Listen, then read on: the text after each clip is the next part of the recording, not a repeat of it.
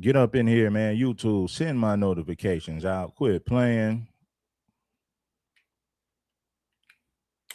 Hold on 1 second. We're waiting for y'all to get up in here.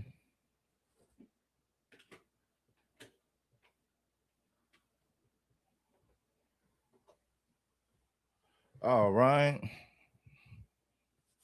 Let's get settled in. Shout out to the people. What's up, Desmond? Yes, sir. True Warrior Scholar. Shout out to my people. We got a whole lot to talk about today, man. Whole lot to talk about. I told y'all that YouTube be playing with my channel, right? So until we get a few people up in here, man, I'm gonna say this now. Yesterday, when I did my the video about the Asians boycotting, right? I did the video on that, and I'll say like within 5 minutes of the video, I already had like a yellow dollar sign saying ad suitability, meaning that you're gonna have limited or no ads on the damn live stream, the video or whatever, right? So I'm thinking like, damn, what's happening? What's going on? So when I check it again, I say like 25 minutes into the show, I check it again, the dollar sign goes back to green. Now, when I was done, when I was done with the live stream, I checked again and it was back to being yellow. So you know how you go to the YouTube studio and you press it's called request I think it's called request review. Yeah, it's called request review. So I did that, and when I woke up this morning, the dollar sign is back to being green. They do that to slow your money down. That live stream only got 2,000 views. And I'm pretty sure it's peaked out at 2,000. So it doesn't matter if you put the ads back on it now. I get none of that revenue. It's not like they go back and say, okay, we're going to give him the advertisers that he would have got if we would have never put a yellow dollar sign on the damn video. So those are the games that they play. I done live streams and they did the same thing. The live stream might get 15K, 20K, 18K, right? And by the time they put the green dollar sign back on the video, it's like I done already peaked out. So you're cheating me out of ad revenue money. Anyway, let's get up in here, man. You guys didn't come here to hear about that, but I wanted to speak on that while we're waiting on a lot of you people to tap in with us. Okay, let's get into the story right here. Now, this white guy right here on Newsmax, the white guy, then you got the black guy right there. I think he was the spokesman for Karmelo's family or for Karmelo Anthony, something like that. He was the spokesman. The white guy said Karmelo was a thug. He deserved it. The case should have never went to trial. It was clear. It was clear and cut. There was no need to see the video. People already spoke against Karmelo. This was an open and shut case. He was a thug. Now, we're going to get into that right now. The like button if you haven't already. Quit playing and bless the like button. White person was killed. So what are you talking about? What I'm talking about is... All right. Now watch this. I want y'all to see how this white guy is talking to him like he's stupid. Listen, man, I'm not a spokesman or any of that. I could have did a better job than this guy, man. I promise you I could have did a better job. There's a lot of things that I would have said to challenge his nonsense. I mean, this white dude was talking to him like he was a kid. The white man was talking to him like he's stupid. To make a long story short, check it. A Texas jury found 19-year-old Karmelo Anthony guilty of murdering 17-year-old Austin Metcalf in April of 2025 during a high school track meet in Frisco, Texas. He was just sentenced to 35 years in prison. And to lay this all out for you, due to the rain, there was bad weather. The track events were delayed that day, and Anthony, a Centennial High School student, sought shelter under a Memorial High School tent. Moments later, an argument broke out, and Anthony was asked repeatedly to leave that tent. One witness claimed Anthony responded by calling the group a name before he reached into his backpack saying, quote, "Touch me and see what happens," end quote. After some shoving, Anthony pulled out a pocket knife and stabbed Metcalf in the chest, piercing his heart. Prosecutors argued that the killing was a provoked and unjustified murder. They called 21 witnesses. The defense argued it was self-defense. Karmelo Anthony did not testify in his own defense. Immediately after the jury's decision, protesters gathered outside claiming this was the latest example of Black lives not mattering. But what this process did is shown that Black lives do not matter in Collin County. This trial showed that it put emotions over the law. After Trayvon Martin and so many countless names, it has shown us that Black life is not safe in Collin County. Minister Dominique Alexander is the man that you just heard from in that video. He is a spokesman for the Anthony family. Minister, it's nice to have you on. You keep saying that Black lives don't matter, but no Black lives were lost here. A 17-year-old white person was killed. So what? Let me correct you, fool. You can lose your life to the system, or you can lose your life by getting deleted, someone unaliving you. So there's many ways you can lose your life. Sitting in the penitentiary for 35, 40 years is losing your damn life. You're dead to society. Then you got a lot of Black men who ain't never getting out of prison. Their lives are gone. Anyway, let's go. What are you talking matter? But no Black lives were lost here. A 17-year-old white person was killed. So what are you talking about? What I'm talking about is 35 years. Karmelo Anthony was sentenced to 35 years. Yet at the end of the day, Black America repeatedly is told that self-defense is a part of the law. That a knife under 5 inches is legal in the state of Texas.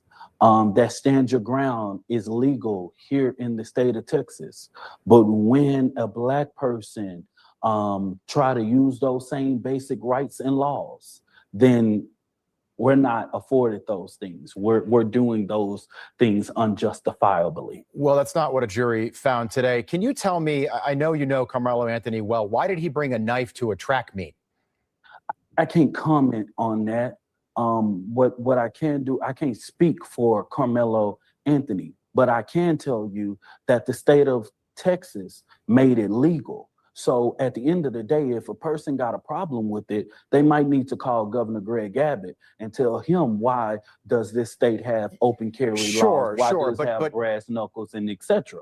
Right? Stabbing somebody in the heart, though, sir, is definitely not legal. He could have just turned around and walked out of that tent at any moment. Okay, now this is what he should have said. Yeah, but at the same time, he had no business putting his hands on me. He's not a security guard. It's not his job to physically remove anybody. Can we agree to that? And if he's not willing to agree to that, then he's full of shit. I'll just end the conversation. Yeah, okay. I wasn't supposed to be sitting there, right? If that's the case, get a security guard, remove me, do it the right way. But if you put your hands on me and you get physical, oh, boy. Or you can look at it like this. Why stab somebody and get a lot of time in prison? Some people say Karmelo should have took the fade, right? If Karmelo would have took the fade, Austin is still alive. Karmelo's not in prison, right? Or you can say, you can come from this angle. You can say if Austin would have never put his hands on him and did it again after he was asked not to, then both guys would still be free. Austin wouldn't be dead. Karmelo wouldn't be going to prison. So it depends on what angle you're looking at it from. And based on what? Definitely not legal. He could have just turned around and walked out of that tent at any moment. And based on what you have been told about the situation, I can see how you can take that fact. But the levels of injustice that was done in this trial is not how I was told, right? But at the end of the day, that's the reason why we're going to go through a full appeals process to ensure that the facts are being told correctly. But me and you are going to go back and forth. No, on that's this fine. interview. Tell me, I'm curious. Tell me tell me what you think happened. What I think is the situation is that someone asked Karmelo Anthony to come over there. He knew an individual, but that's not being told, right? It's like, oh, a kid just randomly went under a tent, right? And he just sitting there. No one knows who he is. That's not the case, right? We know that Karmelo Anthony knew an individual. He knew a coach. He spoke about it. We also know that Frisco ISD should have counseled that. This wasn't just raining. We were under a tornado watch that day, right? And this should have been something that was actually... Wait, you're telling me that because somebody invited him to that tent and there might have been a tornado warning, which happened all the time in Texas, that he was warranted in stabbing a 17-year-old kid in the chest, in the heart, and killing him? That's not the case. But what you cannot do is put your hands on someone. Well, you just told me that was the case. No. Is that the case? Because I want to know what the case is. You see how I'm gonna break this part down again, where the white guy is getting sarcastic and he's coming at the brother like he's not intelligent. He can't come up with a valid point, so he's babbling. See, this is where Dominique could have did a better job at shutting this dude talking points down. I mean, a complete shutdown. Well, how come Karmelo didn't just walk away? How come Austin didn't keep his hands to himself? That's the counter I would have came with. Karmelo should have walked off. Austin should have never put his hands on him. That would have been the right counterpunch to that nonsense that he just said. Well, he should have just walked away. Karmelo should have just walked away. Well, Austin should have never put his hands on Karmelo. Right back at you, brother. Warranted in stabbing that day, right? And this should have been something that was actually... Wait, you're telling me that because somebody invited him to that tent and there might have been a tornado warning, which happened all the time in Texas, that he was warranted in stabbing a 17-year-old kid in the chest, in the heart, and killing him? That's not the case. But what you cannot do is put your hands on someone. Well, you just told me that was the case. No. Is that the case? Because I want to know what the case is. I seriously do. You asked me the first time, why was he under the tent or close or whatever it may be, right? The reality is that the state of Texas says that I don't have to, when I'm assaulted, I don't have to return the same level of force, correct? Isn't that the law? Yeah, he was asked to leave that tent multiple times, and the prosecution called 21 witnesses. Hold on. The prosecution called 21 witnesses, and they all corroborated that. They all said that he was asked to leave the tent. Might have been. They all didn't have, no, sir. No, he was asked to leave the tent, so he could have left that tent at any time. He chose not to. So what they're saying is Karmelo was asked to leave the tent multiple times, and he didn't leave. Well, where was the coach? Where was the coach? Where's the security? My thing is this: it's not their job to physically remove anybody. If it was such a problem that Karmelo was sitting there, you should have got the coach. You should have got security. You know what that tells me? Austin Metcalf is let's check this out. Austin Metcalf is the team captain. So if Austin got a problem, his homeboy is going to roll with him. Karmelo was by himself, and all them white boys rolled up on him. I got enough discernment and common sense to see how this plays out without even being there. You dig what I'm saying? When you're the coach of the football team and you're running up on somebody, your homeboy is going to follow you to back you up. That's exactly what happened. Austin felt like, I'm a big bad bully. Austin was known for being a bully. He's a big white guy. He's the captain of the football team. You know, the captain of the team. When you're the captain of the team, everybody got your back. Everybody gonna roll with you. They're gonna roll with you, right or wrong. Austin and his homeboys rolled up on Karmelo when he was by himself. That's exactly what happened. They all said that and the prosecution called 21 witnesses. Hold on. The prosecution called 21 witnesses, and they all corroborated that. They all said that he was asked to leave the tent. There might have been.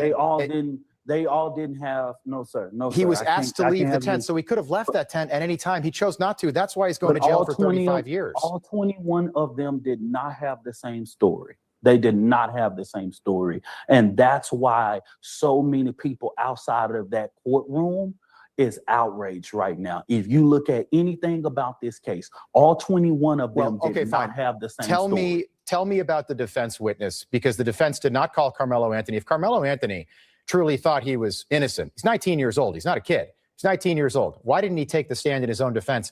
And why did the defense's only witness change their story on the witness stand? Karmelo Anthony testifying in his own trial is his own right? And that's a decision that Karmelo Anthony and his parents has to make, right? And that was a decision that was made through the legal process, right? And through this process, of course, there's going to have to be some major reviews, right? But as far as changing the witness changing what he changing his testimony, I'm trying to figure out how someone going to say he changed his testimony. Were you privy to his testimony prior to? Well, he changed his testimony. He was during cross-examination. He said that there was no. I would have said Austin Metcalf, not Austin Metcalf. Hunter Metcalf changed his story. What he said, what Hunter Metcalf said in that first interview was completely different from what he said maybe a couple of months later. So Hunter Metcalf, his story has flip-flopped and changed. I would have brought that to the table as well. An altercation under the tent, and he didn't witness an altercation. So I don't think that was something the defense was planning on. And clearly it didn't play well for this 12-person jury. Let me just ask you, can a black person ever just be convicted of killing a white person in this country without it becoming like a major race issue? Yeah, his defense team, it was a joke, because I would have argued that, well, that was not their job to put their hands on him. You can't physically remove anybody. You're an athlete. You're not a security guard. So what does that tell you? Well, what it tells us is this. Austin and Hunter and they homeboys rolled up on Karmelo like, let's go check this little black you-know-what. Let's go check this. Who does he think he is? This is our tent. You're not allowed to be here, you darky. We're going to show him. So all those white boys rolled up on a little black boy to put him in his place to check him. And he got very aggressive. Now people say, well, how come Karmelo just didn't squabble? Well, if you're Karmelo and you got all these white boys rolling up on you trying to tell you where you can and cannot sit, he already didn't put his hands on you. You give him a warning and say, don't do it again. If you do it again, there's consequences and repercussions. He pushes you again, Karmelo whips out the knife and goes to work, right? Now they're going to say, well, you don't have the right to respond with deadly force based off of a push. You're not justified to use deadly force at that point. If somebody pushes you, you cannot turn around and shoot them, or you cannot turn around and stab them. See, that's the technicality that they got Karmelo on, because they said, well, he had using lethal deadly force was not justified in this situation. He does not have the right to stab someone after he's pushed. Now, that's what white people are saying. But on Karmelo's defense, yes, but you got multiple people in this one guy's face. Not one, not two, not three. God knows how many people rolled up on him. Because like I said, when you're the captain of the football team, all of your friends and homies going to have your back. So I'm pretty sure when he rolled up on Karmelo, he had his brother and his homeboys with him. So they're trying to say, well, there's no reason to use deadly force. You're at a football game in front of a gang of people. They're not going to unalive you. Maybe it would have been a scuffle or a little fight, but they wasn't going to kill you or anything.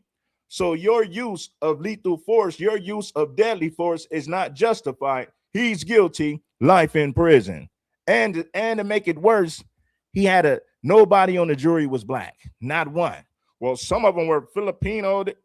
Those are honorary white people, man. They're trying to fit in with the dominant society, so they're going to do anything to appease the white community. They're masters.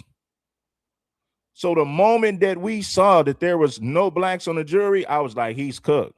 They're going to run with this false narrative and they're going to bury this young brother in court. My God. Like some of the comments that you made outside. It's changing what he, changing his testimony. I'm trying to figure out how someone going to say he changed his testimony. Were you privy to his testimony prior to? Well, he changed his testimony. He was during cross-examination. He said that there was not an altercation under the tent. Exactly. I've been saying this. Listen, I said this last year. I said, this is revenge for O.J. Simpson. I even did a video. I even did a title. Somebody copied me. I forget the dude's name, but he got a bunch of views. I said, nah, homie, this is revenge for O.J. Simpson. O.J. got away with it. We ain't going to let Karmelo get away with it. Oh, no. We're going to make an example out of this little darky. We're going to send a strong message to the black community about harming a good old red-blooded white American. Oh, yeah. We're going to get some good old white justice, buddy. Just like we did in the 1950s. Good old red-blooded white American justice, buddy. We're going to teach these darkies a lesson. We're going to send a strong message. Let's get back to the content, man. But hell yeah, this is revenge for O.J. Simpson. Changing his testimony. I'm trying to figure out how someone going to say he changed his testimony. Were you privy to his testimony prior to? Well, he changed his testimony. He was during cross-examination. He said that there was not an altercation under the tent, and he didn't witness an altercation. So I don't think that was something the defense was planning on. And clearly, it didn't play well for this 12-person jury. Let me just ask you. Can a black person ever just be convicted of killing a white person in this country without it becoming like a major race issue? Like some of the comments that you made outside the courthouse today, I don't know why you do that. You stir things up, you make it about race, and that could lead to rioting and protests and looting tonight. What do you mean I'm stirring things up and making it about race? America was built on race. This whole country was established based on race. What do you mean I ain't making it about race? You're deflecting. You're projecting and you're deflecting. This whole the foundation of this country was built on racism, buddy. Don't flip it on me and make it seem like I'm making it about race. Your people are the ones who chose to not put one black person on that jury. So the fact that there's not one person, not one black person on the jury, well, it proves my point.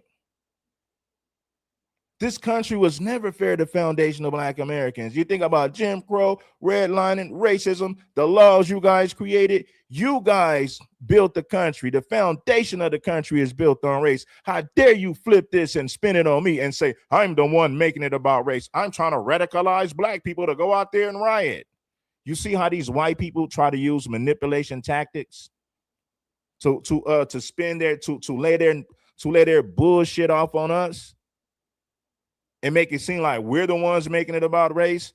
That's how these devils play you. They try to manipulate you, and if you ain't smart enough, you'll let them get away with it. I'm like, no, sir, your people are the ones that made it about race. Don't flip this on me. Don't sit up there and put this on my people. It is your people. You're guilty. You're making this about race. You're trying to radicalize black folks. Linus, more people could get person ever just be convicted of killing a white person in this country without it becoming like a major race issue? Like some of the comments that you made outside the courthouse today, I don't know why you do that. You stir things up, you make it about race, and that could lead to rioting and protests and looting tonight. The bottom line is more people could get hurt. More people could get hurt. I'm glad that you will say that, why do we have to bring race in the situation? The reality is that if you know about this, I didn't say we. I said you. Hold on. Why do you, Dominic? Not the black race. No. Let me make this very clear. As the president of the largest human and civil rights organization in North Texas, what I witnessed on April 3rd was white people going on posts in social media calling Karmelo Anthony a thug, not a 4.0 GPA, not a person that he's a convicted murderer tonight, so he's a thug. Let me finish. He's a thug. He's not a hero. He's not a hero. He's a thug. He's not a hero. He's a convicted murderer, for Christ's sake. He's a fucking thug. He's not a hero. He's not a good person. He like, man, Karmelo ain't never been in trouble. Don't got a criminal record. He saved a few children. He's a good person. Oh no, the hell with that. He's a convicted murderer. Fuck, man, he's a thug. A black man. I want y'all to hear this white boy. He's a thug. Race. No. Let me make this very clear. As the president of the largest human and civil rights organization in North Texas, what I witnessed on April 3rd was white people going on posts in social media calling Karmelo Anthony a thug, not a 4.0 GPA, not a person that he's a convicted murderer tonight, so he's a thug. Let me finish. He's a thug. He's not a hero. When you he's not a hero. Say a black man is bringing race, his race shouldn't have never been a factor. He shouldn't have never. Jake Lane. I don't see you calling out Jake Lane that said Karmelo Anthony should sit there and be hung from a tree and shot outside the Collin County Jail. I never brought race into this situation. We had to. I didn't bring race into the situation either. You brought race into this when you made those comments that we played at the beginning of the segment, making this about race. We had to make sure that due process is done. All we want is our rights and be afforded the same basic rights that everyone is afforded to, sir. And I'm sorry if I gotta talk about my race to make sure that I can have the same afforded right that a white Dominic, he had a fair trial, and you're certainly open. You can appeal that. But the last time I checked, it's not legal for white people to stab black people in the state of Texas either. Hey, Dominic Alexander, appreciate you being here. We got to leave it there. Well, I would say this. You guys, white people justified George Zimmerman shooting Trayvon Martin. Why was it justified? Because Trayvon put his hands on him. George Zimmerman feared for his life. Even though George Zimmerman was a grown man, Trayvon Martin, a damn teenager. You follow me? You know what I'm saying? You get what I'm saying? But check it. So they justified George Zimmerman shooting a teenager because allegedly Trayvon put his hands on him. Now, this situation with Karmelo, we already know it was Austin, his brother, and their homies, because when you're the captain of the football team, your homies are going to back you up. Anytime you get in a conversation, they're going to roll up on you deep. They're not going to roll up on you one-on-one. All his homies was willing to back him up because that's exactly what it is. When you're the captain of the football team, you're the popular guy at school. You got all the women, all the dudes want to hang with you. Everybody praising you, giving you a praise and worship service every time you show up. It's a celebration. You the man on campus. So anytime you get in a conversation, everybody's going to back you up. Them white boys rolled up on Karmelo deep. I promise you. I want to hear this last part again, and we're going to go to the next clip. Factor. He shouldn't have never. Jake Lane. I don't see you calling out Jake Lane that said Karmelo Anthony should sit there and be hung from a tree and shot outside the Collin County Jail.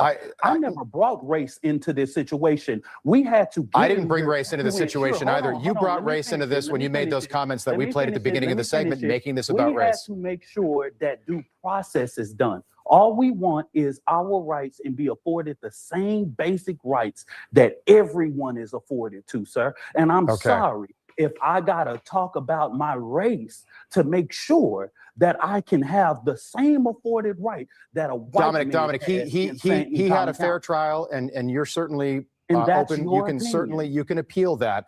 But the last time I checked, it's not legal for white people to stab black people in the state of Texas either. Hey, Dominic Alexander, appreciate you being here. We got to leave it there. He said, well, last time I checked, buddy, it's not legal for white people to stab blacks either, so you can't make this about race. Yeah. It's illegal for white people to do it too. You can't make this about race. You're trying to radicalize black people. You're trying to start a riot, sir. You're trying to start a riot, sir. You're making this about race because you're evil. This is not about race. I said, all right, it ain't about race. Get out of here. It's not about race. In what planet is this not about race? They got Karmelo's new mugshot, y'all. Let's go to Karmelo's new mugshot. Shout out to my people, man. I rock with my peoples, man.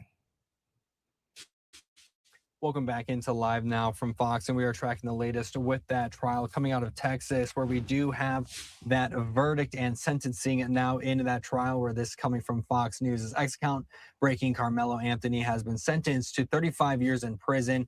Anthony was found guilty of murder on Tuesday for the stabbing death of Austin Metcalf at a high school track meet. He will be eligible for parole after half time served. And this case really grabbed the entire country by storm here. A lot of eyes on it across the world. And this is where we want to bring in Kelly Hyman, who is an attorney and legal analyst, who is here to break down the latest with us.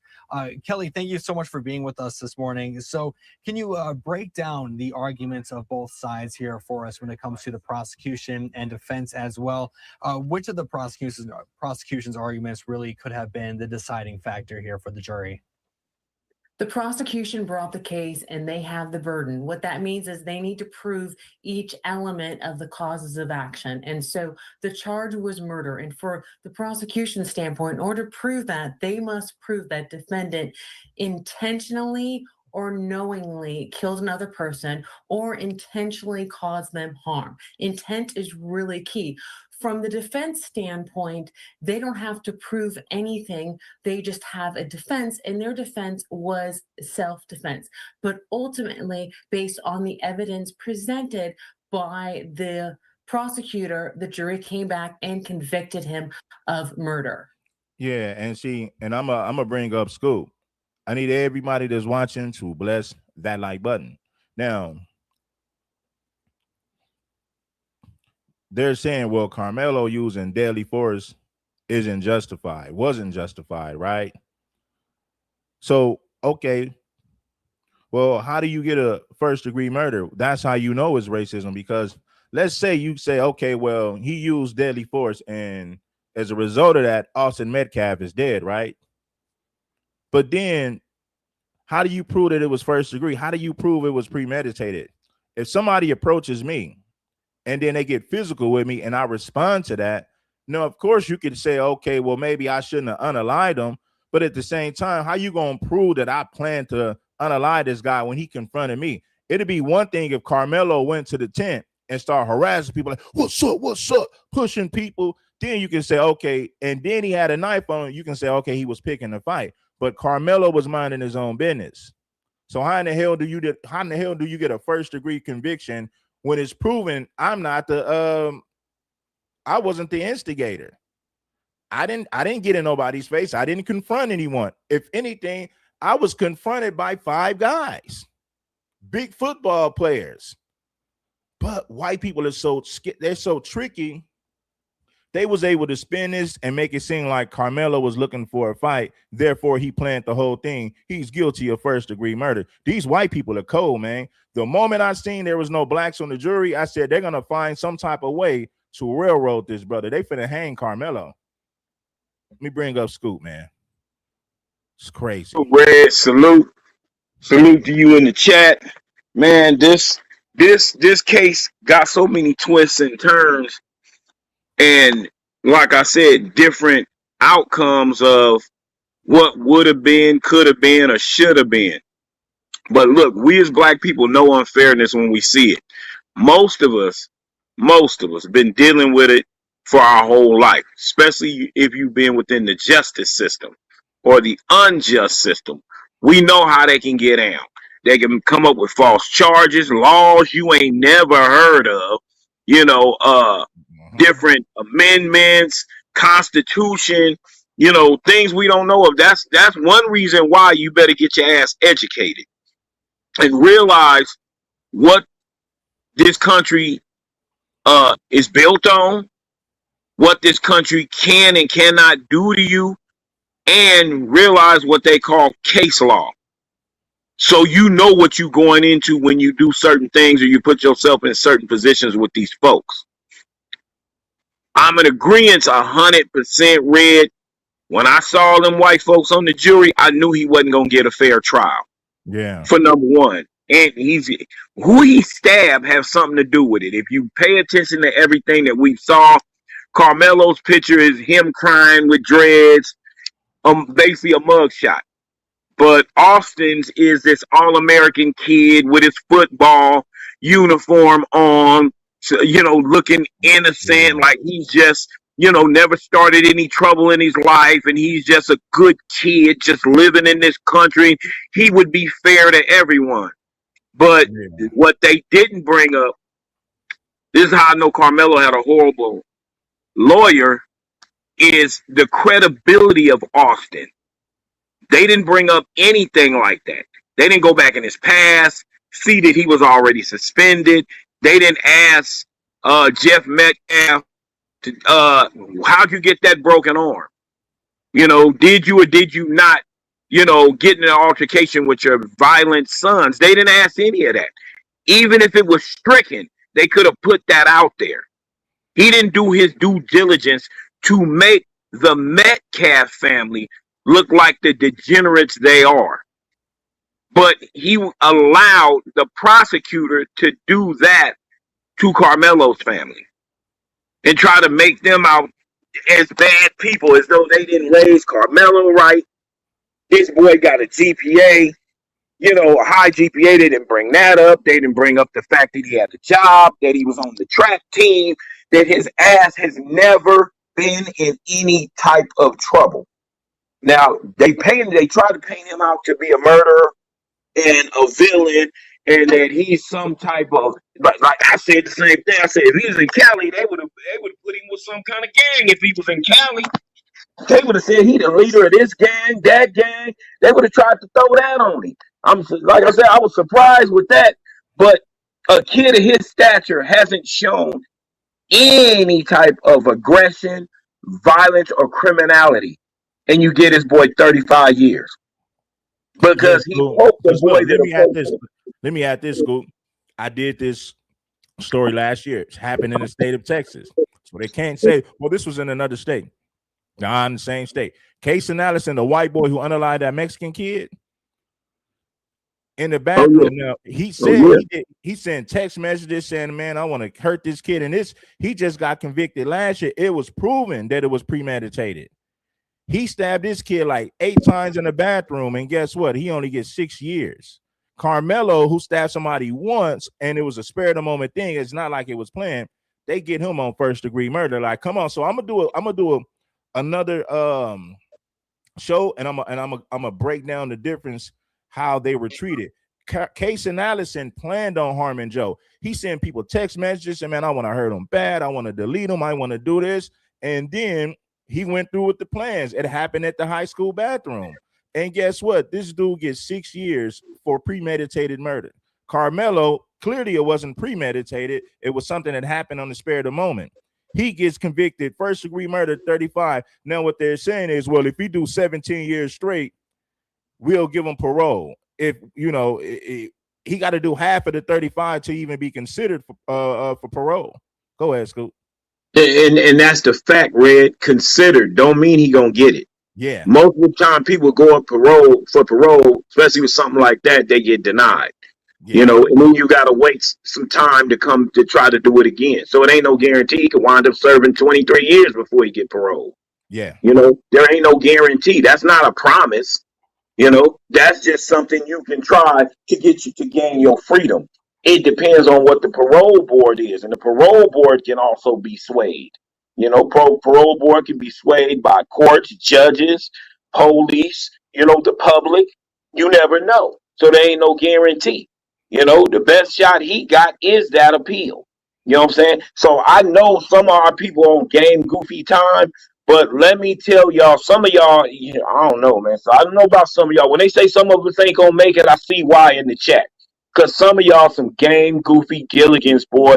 Some of y'all so weak and frail and fragile. Oh man, if it came down to it, the revolution had to be televised, I ain't going to war with some of y'all.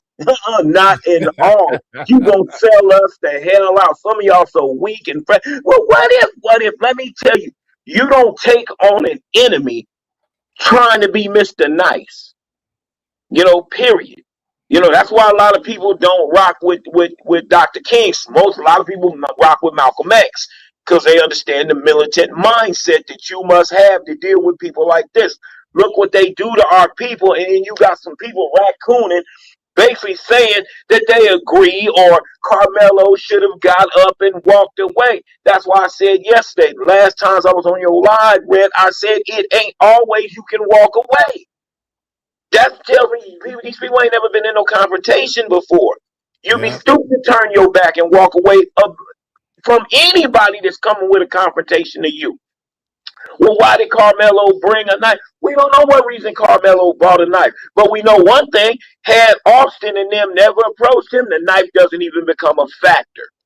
See, and that's what I kept saying, Scoop. That's what I kept saying. I'm like, okay, Karmelo shouldn't have been sitting there. Well, how come you didn't get somebody of authority like the security or the coach? Because I'm pretty sure if the coach asked Karmelo to leave, he would have left. He didn't want to leave because he felt like they trying to punk me. Oh, they trying to punk me. You can tell they came up aggressive. So if they would have got the coach or the security, I bet money Karmelo would have left. What's your thoughts on that, Scoop? Hey, I think so too, because that's a person of authority. And Right. Karmelo not being a bad kid like that, I think he would have respected that authority. Yeah. Why was he supposed to respect Austin? Who the hell is Austin?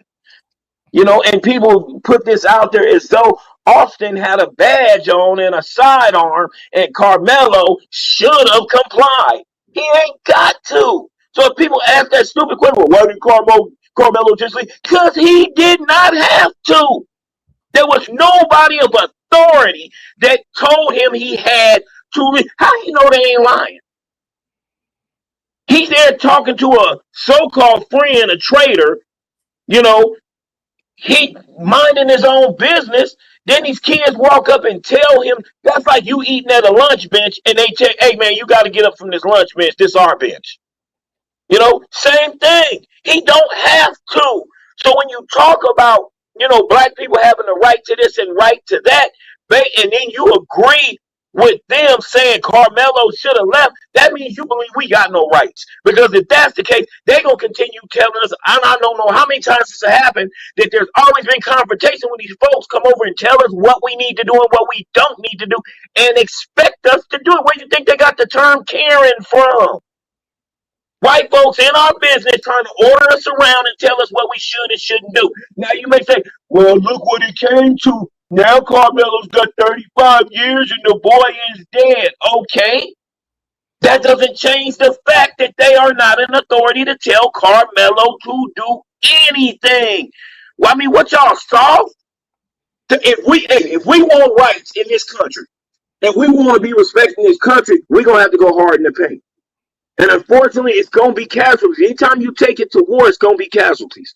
You're going to know that from the get. So if you're soft and you got your tail tucked between your legs, then just be master's lapdog. Don't fight for nothing. What the saying goes, somebody that won't stand for something will fall for anything. If you that weak and you that scared, go to church. Because ain't nobody got time for weak. I want riders on my team. If it come down to it, I want riders. I want niggas that's going to ride.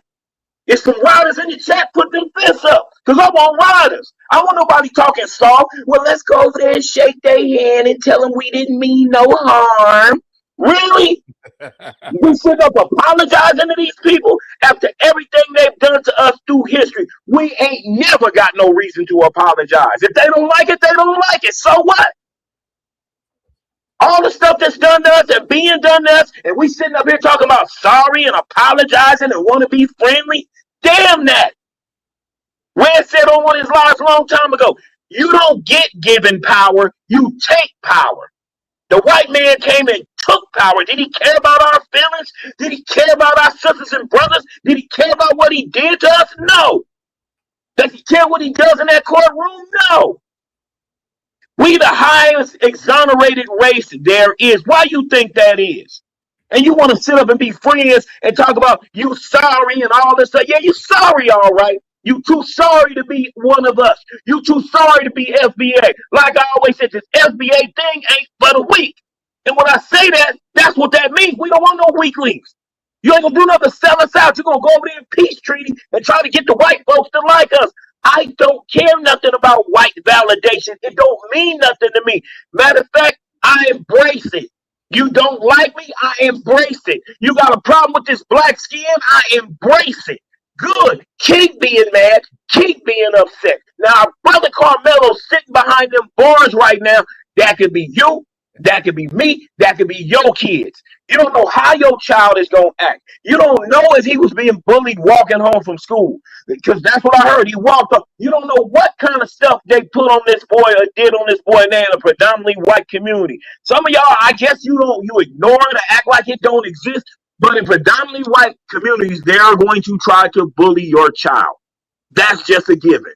When they outnumber us, whether it's in the community, a school, a job, they're going to try to move their weight around. I've seen it way too many times. Now, if your blackness ain't black enough and God didn't make you black enough and the Most High didn't make you appreciate that blackness you wear, well, then go over there with them folks and see if you fit in. Go over there and be Master's lapdog. Go over there and kiss their behinds. Because as far as I'm concerned, as my FBA being a foundational black American, I stand on that. And I sure don't want no suckers and marks by my side. So damn that apologizing. We need to ride for Melo because that could be any one of our children. Don't turn your back on him. He did what he had to do because he was in fear of his life. Ask yourself this question. How come it don't happen like that every day? How many black people you see around here just sticking people for the heck of just sticking them? He stuck him for a reason. When I first seen that, I figured that out in the first 5 minutes of when I first heard the case. I knew he had to be in fear. Why would him, like I said, with his grades and his intelligence and being a good kid, just decide he gonna go under a tent to start problems? You let these folks tell you that? Because that's who's saying it. You let these folks tell you that, and you call yourself a foundational black American, you need your FBA card revoked. You ain't for us. We know better. We know our people. Don't nobody know our people like us. We know how we get down. We ain't going around just going under the tent and you gonna sit there, or I'm gonna wait for one of these people to come to me and say something so I can stick them. Really? Is that how we get out? That's not how we get out. And if you FBA, you think that's how we get out, then you need to go over there with them folks. And I'm finna land it, Red. Shout out to my brother Scoop, man, for pulling up and dropping that heat. You know, hey man, that's real though, because you got black people saying, well, hey, let's get back into this, man. I want y'all, they're gonna show Karmelo's new mugshot, right? They're gonna show it, but listen, man. It's easy for us to say what he should have did. We wasn't there. We wasn't there, man. So we really don't know. Right? We could easily say, well, you can't stab someone if they push you. I get that. I get what you're saying, right? But the circumstances was much deeper than that, right? You guys are looking at it from surface level. It was much deeper than that. You don't know what Karmelo had going on. And think about it. This is an all-white town, well, a predominant white town. It's probably like it's a majority white city. White people got a lot of pull in Frisco. So when he's confronted by all these different white guys, we don't know what's going on in Karmelo head. We don't know what they said to him. We don't know what they said to him. We really don't know. We're just looking at the outcome. But I got enough common sense to dig a little bit deeper. Forget about the surface. I'm gonna dig a little bit deeper. You dig? When you got 4 to 5 people rolling up on you, there's football players, and who knows? He could have had issues with white people in Frisco already. We don't know. He probably carried a pocket knife. You just never know. But like I said, you got too many people judging this based on surface level. And it's much deeper than that, homie. Let's get into the rest of the clip, man. They're going to show Karmelo's new mugshot, man. And we do have here this ex-post with the Fox News US where it shows the new mugshot. Karmelo Anthony, photographed after conviction for murdering Austin Metcalf in the Texas track meet stabbing last year. Mugshot came back and convicted him of murder. And we do have here this ex-post with the Fox News US where it shows the new mugshot. Karmelo Anthony, photographed after conviction for murdering Austin Metcalf in the Texas track meet stabbing last year. The fatal attack happened in April 2025 at a high school athletic event, and Anthony has now been sentenced for the killing, and this is credited to the Collin County Sheriff's Office. So we know during the court trial as well that there were potential reasons the jury opted for a murder conviction rather than a lesser charge of manslaughter. Could you break down the reasonings behind this as well?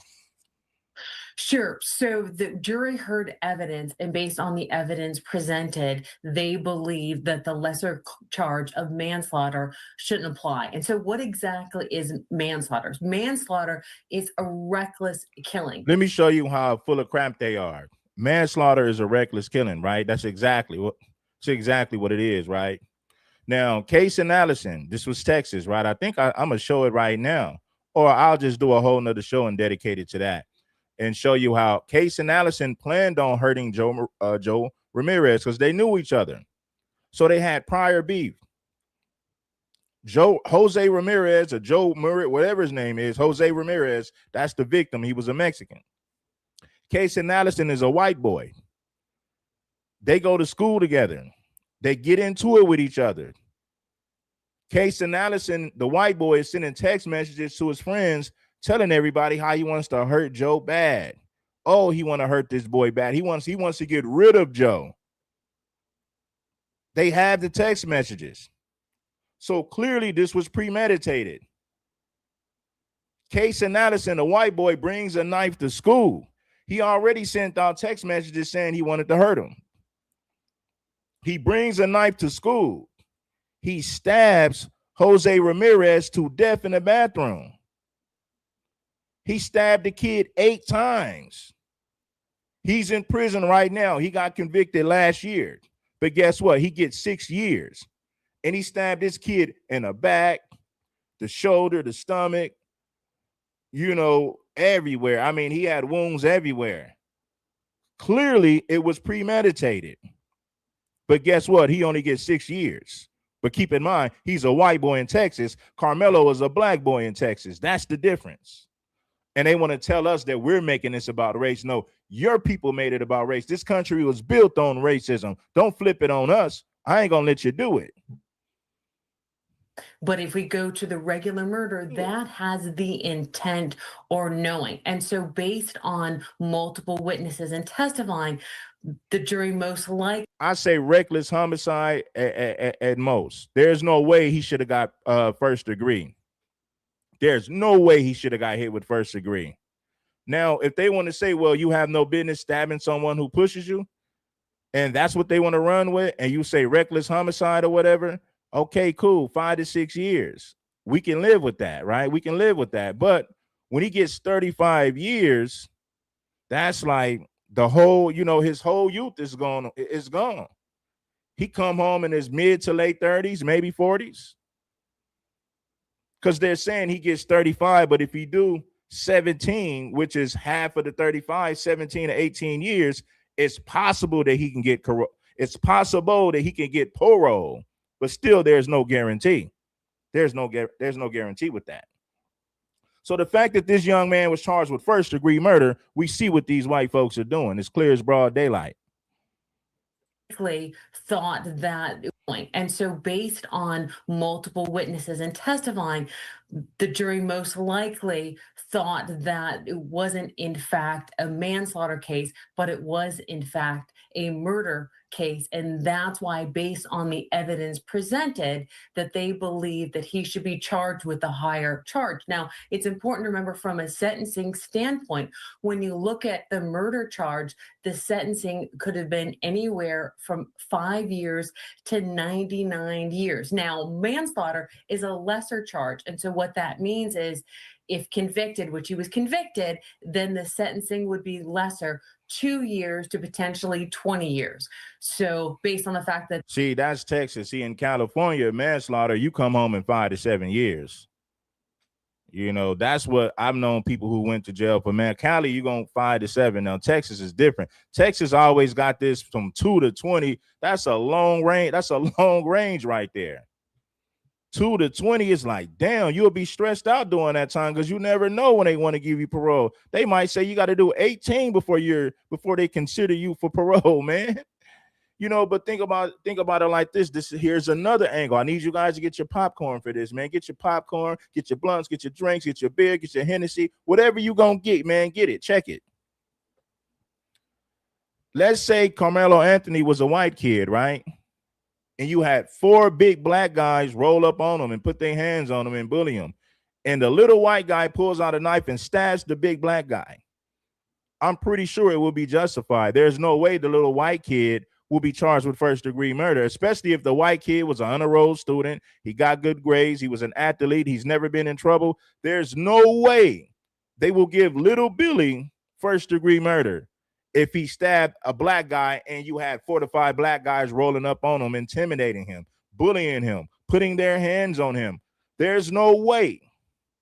If Karmelo Anthony was white and he was an honor roll student, athlete, never been in trouble, there's no way they give little Billy first-degree murder for stabbing a big black guy. There's no way. They determined that it was murder. The manslaughter didn't apply. And when we look at the process of the jury deliberation when it comes to the sentencing, how does that look like when the jury is deliberating? Because the punishment could have been from 5 years to 99 years. How did the jury land on that 35-year mark? And how does that work as well when they decide parole, as he would be eligible for parole after half that time is served?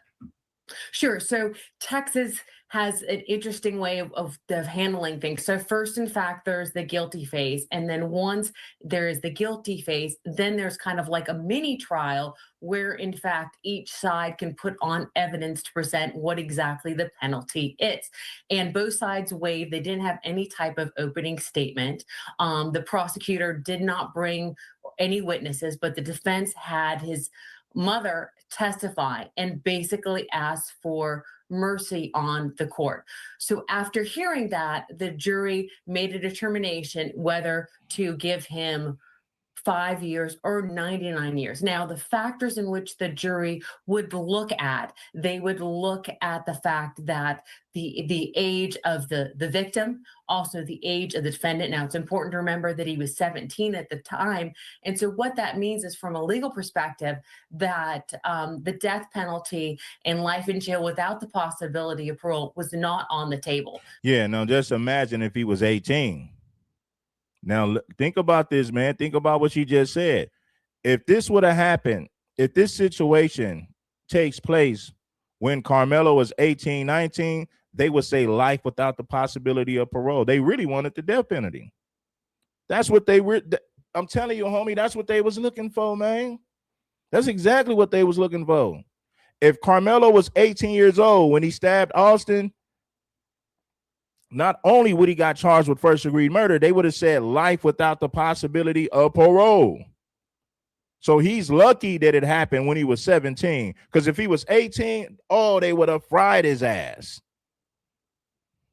So they didn't have to deal with that. But considering the defendant's age, also his criminal record, his history, his grade point average, considering all the different factors. And it's important to remember that the 12 jurors, when making a determination on the exact amount, how long, they must unanimously agree. So probably back in the jury room, there was discussions on what you think is fair between that time period, knowing that he was 17 at the time, and potentially said, okay, he's 17 years old, 35, that puts him potentially in his 50s.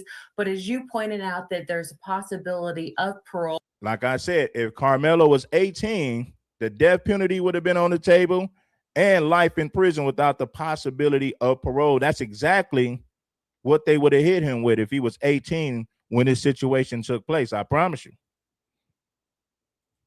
But that's not available till half the term of the 35 years. And then at that point, then it could be considered. But it's also important to remember that most likely we're going to see appeals in this conviction. And what would be the reasons behind these appeals here? We do hear that a lot when this is coming up, when we talk about appeals. Why is this case garnering that attention where this could be found in the appellate courts? There's a lot of reason why cases are. Shout out to 92 Dolo. You're right about that. Let me read out the cash apps, man. I want to read off the shout out to all of my supporters. Supporters. Shout out to my supporters. I'm driven. I'm over here rapping, putting syllables together while I'm speaking. Check it. Shout out to SR Sherm for the 10 on the cash app. You are highly appreciated, my brother. Shout out to Desmond Hill for the 15 on the cash app. You're highly appreciated, my brother. Shout out to Tracy for the 25 on the cash app. You are highly appreciated. Shout out to Yes Sir for the 5 on the cash app. You are highly appreciated. Shout out to Ryder Profit for the 10 on the cash app. You are highly appreciated. Shout out to Crystal for the 20 on the cash app. Shout out to your sister. You've been supporting for a minute. You're highly appreciated. Shout out to 92 Dolo for sliding on through with the 5. You are highly appreciated. Then let's get back to the content. Shout out to all of my supporters. I really appreciate you all in a major way. Are appealed. There could be some issues with jury instructions or some evidence that came in. But one of the key things that defendant really hit home on the fact that there was no African-American jurors on the jury. And so when we look at the United States Constitution, you are supposed to have a trial by juries of your peers. But that doesn't mean if someone who is African-American, all the jurors are African-American. What it means is it peers in your community. Now, there were 3 potential jurors, all 3 women who were African-American teachers. Now, the defendant struck those potential jurors and said it was race neutral. The reasoning they decided to struck. See, the thing is, you got black people trying to be fair. We're gonna watch Angry Man's video. I'm gonna see what black people want to be fair with white people in a country that was never fair for us. Well, if they would have talked Karmelo, shut up, man. A lot of these people that saying that, they ain't never been in no real fights. And maybe some of them probably, but the majority of them have not. The majority of these people have never been in a real life confrontation like that. So it's easy for them to say what you should and shouldn't do. You don't know what they said to Karmelo.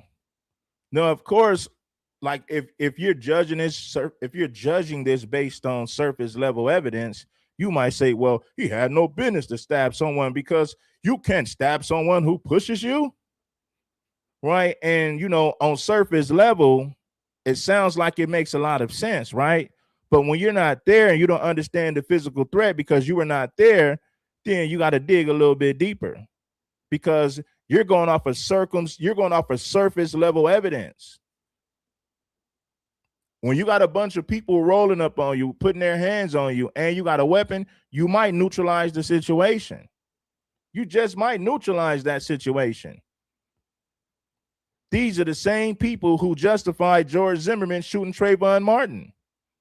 There was a 911 call went in, and they told George Zimmerman to stop pursuing Trayvon Martin. What did George Zimmerman do? He followed them anyway. He stalked them anyway. He harassed them anyway after he was told not to. They justified George Zimmerman shooting Trayvon Martin, and how they justified it by saying this. Well, not Karmelo. Trayvon put his hands on Zimmerman, so that gave Zimmerman the right to stand his ground, even though he was told to stop following this kid. He disobeyed a direct order from law enforcement. George Zimmerman did, but they still justified him shooting Trayvon Martin because allegedly Trayvon put his hands on him. And listen, these are the same white people who raised millions of dollars for George Zimmerman. They justified George Zimmerman shooting a 17-year-old kid that he was stalking, that he was following, even when police told him not to. They still justified it. Well, Trayvon put his hands on him. So we got to keep in mind, you got to keep that in mind. These are the same people. These are the same people with the same mindset. They want to say, oh, that's different. No, these are the same white people with the same mindset. You'll be foolish to believe these ain't the same white folks who think the same. So they'll justify Zimmerman shooting Trayvon Martin because Trayvon put his hands on Zimmerman, but they'll charge They'll charge a 17-year-old. He was 17 when he committed the crime. He's 19 now. They'll charge a guy who committed a crime at 17, first-degree murder, because he responded to somebody who was putting their hands on him. So we see the hypocrisy. This country was built on racism. The moment that I seen that there were no black people on that jury, I said Karmelo was cooked, buddy. Listen, they already had their mind made up. They had their mind made up that they wanted a first-degree murder conviction. This is why they set it up the way that they set it up. Karmelo was not going to get a fair trial. And I said it before and I say it again. This is revenge for O.J. Simpson. Those three teachers was not based on their race. The defendants challenged that and asked, why are they being excluded? And they said because this happened in a school setting, they didn't believe the fact that these teachers would be appropriate. It's not based on that they're African American. The judge ultimately agreed with the prosecutor, but I could definitely see that issue going up on appeal to the appellate court about whether, in fact, that he had a fair trial based on the jury. And how would we see that play out in the appellate court? Because doesn't the prosecution and defense both have to agree on the jury? This trial was fast because they already had their mind made up, bro. They set it up to go like this. These white people were fiending for a first-degree murder conviction. Do you know the white supremacists are celebrating? The white supremacists are celebrating, dancing, they're drinking Budweiser. They're throwing parties, they're celebrating. This is a victory for white supremacy and white supremacists. Please believe it. Well, yes and no. So you have a certain amount of strikes that you can make for juries, and there's different reason to strike someone. You have peremptory strikes that you can do, but then you could also have for cause, some kind of reasoning that you base. But on this selection, that when it deals with striking someone in this situation, the defendants were challenging that because. And let me add this too. When you see all these black ass sorry conservatives, do you know if Karmelo Anthony was white and he was 150 pounds and 4 big black guys rolled up on him and they put their hands on him, they would justify him stabbing that black kid. They would say the white boy was scared. He's not a troublemaker. He got good grades. He's never been in trouble a day in his life. They would have used that to paint him as an all-American good white kid. So he responded out of fear because 4 big black guys were bullying him, putting their hands on him. So if Karmelo Anthony was white, if his name was Little Billy and he was white America would have justified it. So I'm sick of seeing you black Sambos who want to take the side of white people when those same white people would never take your side. Just know that whites are going to defend. Listen, whites are going to defend whites right or wrong. These are the same white people who raised millions for Daniel Penny. They justified Daniel Penny choking somebody to death. They raised millions of dollars for him. These are the same white people. These are the same white people who raised millions for George Zimmerman when he unalived Trayvon Martin. And they justified it because Trayvon allegedly put his hands on him. Zimmerman had the right to stand his ground after Trayvon put his hands on him. These are the white people who justified that. So you know we're dealing with racists, stone cold racists. These are white supremacists. These are white supremacists in a suit. These are white supremacists who work for the criminal justice system. That's all it is, homies.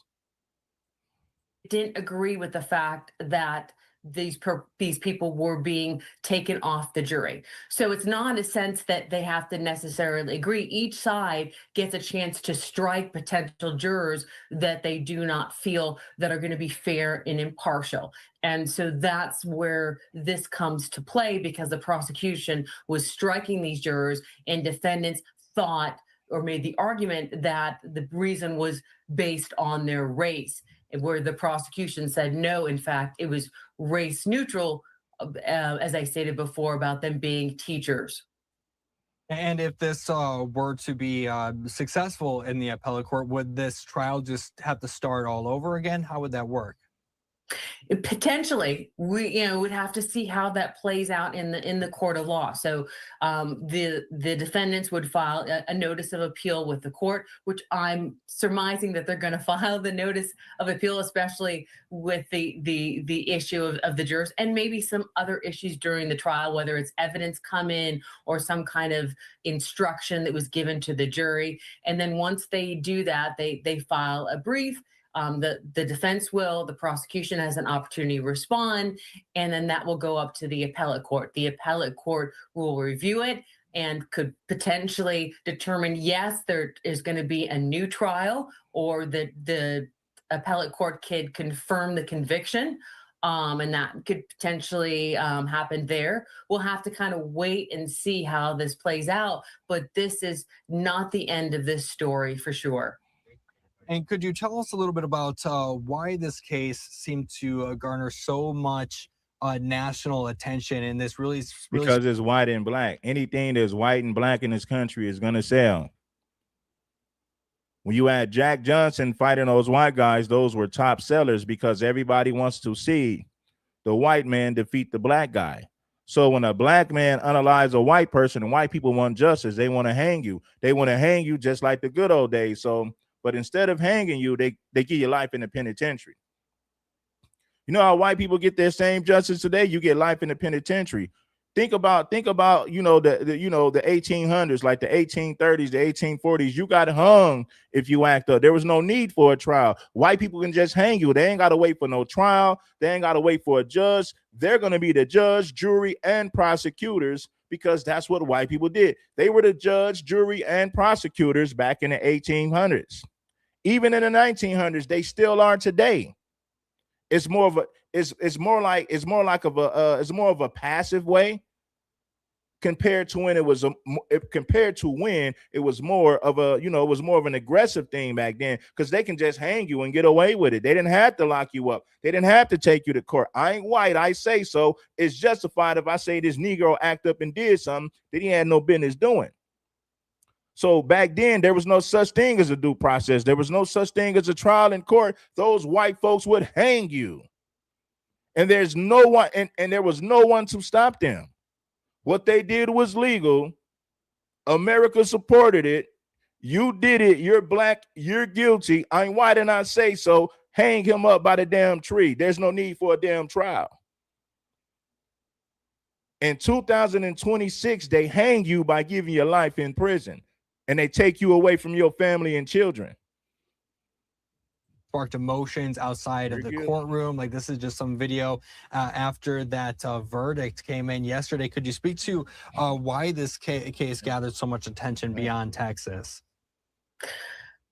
It's a tragic case, and it's a tragic case that happened in a school setting. Two young boys that had great aspirations. The defendant had a 3.7, 3.8 grade point average. Austin, the person that was stabbed, was a football player, and so I believe that got a lot of the national attention because of the fact that this happened in a school setting and dealing with schools' safety and dealing with bringing a knife in the situation.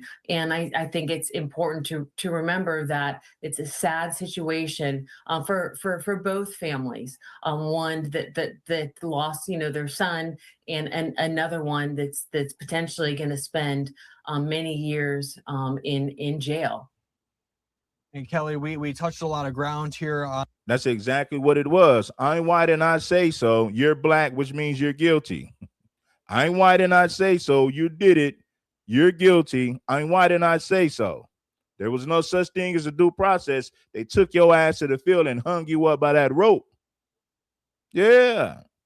There was no such thing as a trial and getting your due process. They hung your black ass up with a rope in the middle of the field, and white people celebrated. Listen, homies, it was a celebration to watch you get hung.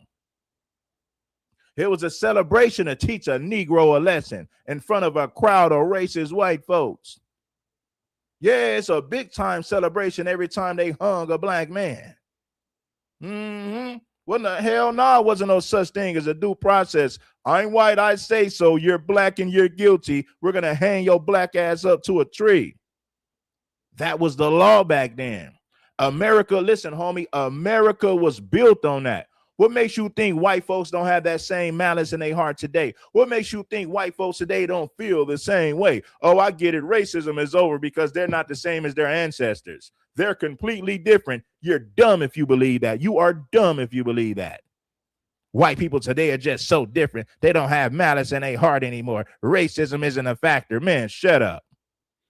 Because of the fact that this happened in a school setting and dealing with schools' safety and dealing with bringing a knife in the situation. And I think it's important to remember that it's a sad situation for both families. One that lost, their son, and another one that's potentially going to spend many years in jail. And Kelly, we touched a lot of ground here on this case. Are there any? They pretend like white people don't have the same malice in their heart today. Racism is dead. White folks today are just so different. Man, you people are dumb. It makes me sick to my stomach how dumb some of our people are. I don't give a damn if a white boy would have stabbed a black person. White people would justify it. It don't matter if the white person is wrong. White people still gonna justify it. They're gonna roll with their people regardless, especially when it's time to go against your black ass. Other final thoughts or points that you'd like to make before we wrap this up? I think from a legal perspective, it's really important to remember that in our justice. Somebody told me to stop living in the past. Well, in 2023, a white supremacist walked into a grocery store, Tops grocery store, Buffalo, New York. He was a young white supremacist. He opened fire and killed 10. He opened fire and unalived 10 to 11 black people for no reason. He was a stone cold white supremacist. And you tell me I'm living in the past. This idiot telling me that I'm living in the past. In 2015, that was only 11 years ago, Dylan Roof walked into a black church. These black people embraced him. They accepted him. He pulls out a firearm, unalives 10 innocent black people at a black church, a group of black people that accepted him, a group of black people who embraced him. But you got this idiot in the comments telling me that I'm living in the past. 2023, another white supremacist walks into a grocery store, the Dollar General, Jacksonville, Florida. He walks in there and opens fire and unalived maybe 4 or 5 black people for no reason. He did it just based on the fact that they were black, and they never had an altercation with this dude. The same thing in Buffalo, New York. Those black people never seen this white guy a day in their life. He walked in there and opened fire, all based on the fact that he hated black people. And he wanted to unalive them just based on that and for no other reason. But you got some idiot in the comments who is telling me I'm living in the past, like white supremacy doesn't thrive today, as if we don't have examples of white supremacy today. Oh, Red, that's the past. Slavery is over. Racism died when slavery was abolished. Man, you're dumb. Racism was abolished. Racism died when slavery got abolished. You're dumb. You don't need to be talking, man. It's a system that a person is innocent until proven guilty. Our justice system is not perfect. A lot of people have strong opinions about the verdict. I don't believe in forgiving. I believe in eye for an eye. I don't believe in forgiving. I'm Malcolm X. I ain't Martin Luther King, homie. They call me Red just like Malcolm X. I'm from the streets. I don't forgive. I get revenge. It's an eye for an eye. You kill my dog, I'll kill 4 of your cats. I kill 4 of your dogs. I believe in eye for an eye. I'm not turning the other cheek. I don't forgive my enemies. Hell no, I'm not forgiving my enemies. Whether they agree with it or disagree with it. A lot of ground here on this case. Are there any other final thoughts or points that you'd like to make before we wrap this up? I think from a legal perspective. Do you know listen, God is a warrior. Do you know God is a warrior himself? When it's time to take out people, God is ready to take out people. You talk about the God of war, the God of civilization, the God of all planets. Listen, at some point, God got to put belt to ass. At some point, God got to spank you. People would run all over God if God wasn't ready to put in work. No one respects nice. A nice guy that's not going to do anything, nobody respects him. They'll run all over him. God knows when it's time for war. God knows when it's time to put that belt to your ass. That's why some people got the fear of God in them. They got the fear of God in them because they understand what God is capable of. They understand what God can do. So why should I be docile, not willing to put in work, not willing to harm a damn fly? Nah, man, people gonna run all over you with that mentality. You got to be ready for war. There's a time for peace and there's a time for war, and I understand that. Do I go around starting stuff? No, but I'm willing to protect mine. I'm willing to protect my people. I'm a ride for my people because I'm a damn soldier. And I have and I understand that I got the spirit. I got that spirit, homie. The spirit of warfare is in my bloodline. I'm really with the business. When it all boils down to it, I don't agree with messing with people and instigating and starting stuff. But when it's time for war, we got to be war ready. It's really important to remember that in our justice system, that a person is innocent until proven guilty. Our justice system is not perfect. A lot of people have strong opinions about the verdict, whether they agree with it or disagree with it. But it's important to remember that based on the evidence presented, the jury, all 12 of them, agreed that he should, in fact, be convicted, and they did not believe that the defense of self-defense was in fact justified. Kelly Hyman, thank you so much for joining us this morning. We really appreciate you breaking this all down for us. Great to be with you. This right here is listen, this chick be around FBA channels right here, right? She hangs around FBA channels, but you don't have black men checking these bed wenches, or black women who are just off code, black women who are feminists, black women who have hatred towards black men. A lot of our brothers in these conscious spaces won't correct these women. And this woman right here that I put in the screen, she's in the FBA community, and she goes to different channels that are FBA, and she has nothing but malice in her heart for black men. She's no different than a white supremacist. The only difference is she's a black woman, but she has the same malice in her heart that a white supremacist has for black men. Trust and believe, I know it. When I told you a lot of these women in these FBA spaces are feminists, she's a prime example. Now, to all my sisters who are really with the business, who really rock with brothers, I got love for y'all, but we got a lot of chameleons.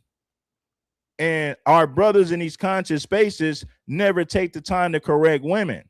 So when they're not around in these FBA spaces, these are the same women who are feminists. These are the same women who have hatred towards black men. And none of these brothers in these conscious spaces take the time to correct these women who are clearly out of damn pocket, man. Clearly, a lot of these women are out of pocket. And the majority of our brothers in these conscious pro-black spaces won't take the time to correct black women. That's what pissed me off right there. How you going to defeat white supremacists if you can't correct your damn women? How you going to defeat white supremacists if you can't even correct your own damn women?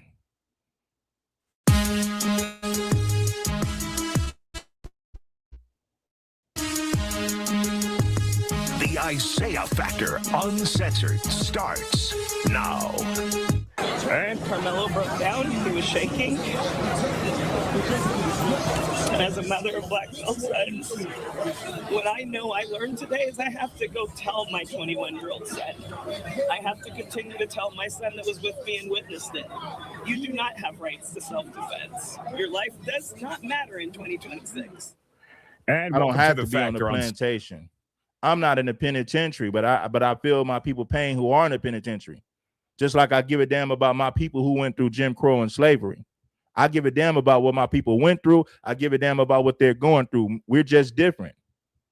You a Sambo, you might be a white person, but if you are black, if you are black, you a certified Sambo. You don't stand for nothing. People like you ain't got no heart. You're cowards. If it was left to black people like you, we'll still be in captivity. If the majority of black men had the mindset of Anton Daniels and Jesse Lee Peterson and Officer Tatum, we'll still be in captivity. Those guys are cowards. They'll say anything and everything to get a check from white people, to get white sponsors and more white followers. Them dudes are cowards. Just imagine if the overwhelming majority of black men had the mindset of Anton Daniels, Officer Tatum, and Jesse Lee Peterson, we would still be in captivity. We would have never fought for nothing. They would have said, be grateful that the white man is giving you crumbs on the table. The white man did this. We would still be in captivity if the majority of us had the mindset of Anton Daniels, Jesse Lee Peterson, and Officer Tatum. Those dudes are cowards. They don't stand for nothing. They will do and say anything to get the white man's money. Them dudes are cowards. An intense, emotional, and highly polarized trial has finally come to an end. In a Texas courtroom, 19-year-old Karmelo Anthony is headed to prison for 35 years. Today, a jury found him guilty of murder in the fatal 2025 track meet stabbing of... You keep saying that. You know how many white people was justified for unaliving a black person because the black person put their hands on them or they perceived the black person to be a threat, a physical threat? This is why I can't stand you weak-ass black people and you racist-ass white folks. There's several cases where a white man was justified for unaliving a black person because a white man feared for his life. Let's go. But of course they don't want to talk about that. These are the same white people who justified George Zimmerman shooting Trayvon Martin. They should have told George Zimmerman, well, just take the ass whooping. He didn't have a gun. He wasn't trying to kill you. Just imagine the same people that saying Karmelo should have fought are the same people that justified George Zimmerman unaliving Trayvon Martin. You talk about racism and hypocrisy. George Zimmerman was justified in shooting a 17-year-old because allegedly Trayvon put his hands on him. Listen, homie, I didn't hear none of those white people saying George Zimmerman should have just fought. He had no business pulling out a gun. George Zimmerman should have fought. Trayvon was only 17. Nah, you didn't hear white folks saying that because they're racist hypocrites. On this side, they're saying, well, Karmelo should have fought, even though it was Austin, his brother, and his homeboys, but he still should have fought. These are the same people who justified George Zimmerman shooting Trayvon Martin. I don't want to hear nothing from these racist hypocrites. Nothing. 17-year-old Austin Metcalf. While supporters outside the courthouse processed the heavy sentence, the legal reality inside the courtroom was clear. The jury completely rejected the defense's self-defense claim. Tonight, we're jumping straight into a full legal breakdown on the strategies that decided this case. And we invite you to share your thoughts as well by texting 713-581-9914. Joining us now to talk about the trial and what happened there is attorney, former prosecutor, current defense attorney, Bayoji Akingbola. Glad to have you here on The Factor Uncensored. Surprise at all today? I'm not surprised by the verdict. I'm a little bit disappointed by the punishment, by the sentencing. And the reason why I say I'm not surprised by the verdict is when you consider self-defense as it's applied in Texas has to be proportional. You have to respond within a reasonable amount of force to the force that has been applied towards you, right? And so we all know the old adage, you don't bring a gun to a fist fight. Similarly, you don't bring any... Slavery wasn't 300 years ago, fool. Slavery got abolished in 1865. But guess what? I'm talking about white supremacy still exists today. Just because we're not on a slave plantation anymore doesn't mean that white supremacy doesn't still exist today. You need to wake up. You're crazy. Jim Crow was just in the 1960s. Jim Crow is another form of oppression. That wasn't too long ago. I'm an 80s baby. My mother was a child in the 60s and stuff like that. I got parents and grandparents that was alive during the Jim Crow era. Jim Crow was another form of oppression, which is another form of white supremacy. I just gave you an example of how a white boy walked into Tops grocery store, a grocery store in a predominant black community, Buffalo, New York. He walks in there with an assault rifle, opens fire, and unalived 10 innocent black people who never did anything to him. When they read his manifesto, he said he's a white supremacist, and you know, it's his job to eliminate as many black people as possible. The same thing happened in 2023 in Jacksonville, Florida. White supremacist walks into a grocery store, a predominant black community, opens fire with an assault rifle, unalived maybe 4 to 5 black people at random. Dylan Roof, 2015, walked into a church, unalived 10 innocent black people, and these are the same black people who welcomed him into the church. He was a white supremacist. All of these guys were white supremacists. They had a manifesto. Some of you people are too damn dumb for your own good, man. Dangerous. Surprised at all today? I'm not surprised by the verdict. I'm a little bit disappointed by the punishment, by the sentencing. And the reason why I say I'm not surprised by the verdict is when you consider self-defense, as it's applied in Texas, has to be proportional. You have to respond within a reasonable amount of force to the force that has been applied towards you, right? And so we all know the old adage, you don't bring a gun to a fist fight. Mm-hmm. Similarly, you don't bring any dangerous weapon to a fist fight. And so the defense on the onset had a very difficult job of proving self-defense against a teenager who was unarmed. All right, let's take a look. Guilty of murder. No surprise there, though, right? You're saying the sentencing to 35 years is what you're concerned about. Why? Yeah, it's a little shocking. And this is where I mentioned previously, you would prefer to have a more diverse jury panel, right? Mm-hmm. Reports indicated that there were no black jurors on this. Okay, and yeah, shout out to you, Ronnie Prophet. I'm going to deal with this right here. I'm going to deal with this Derek dude right here. I'm going to deal with this married, some white teen women who are married to black men. Whatever, I don't give a damn who a white woman married. We ain't talking about that. He told what a white woman. Now, he was told to leave 15 times. Let me tell you something. If it was such a problem that Karmelo was there, they should have got the head coach of the track team. They should have got a security guard. Regardless if he was sitting there or not, it is not Austin Metcalf's job to put his hands on somebody. He cannot physically remove anybody. That's not his job.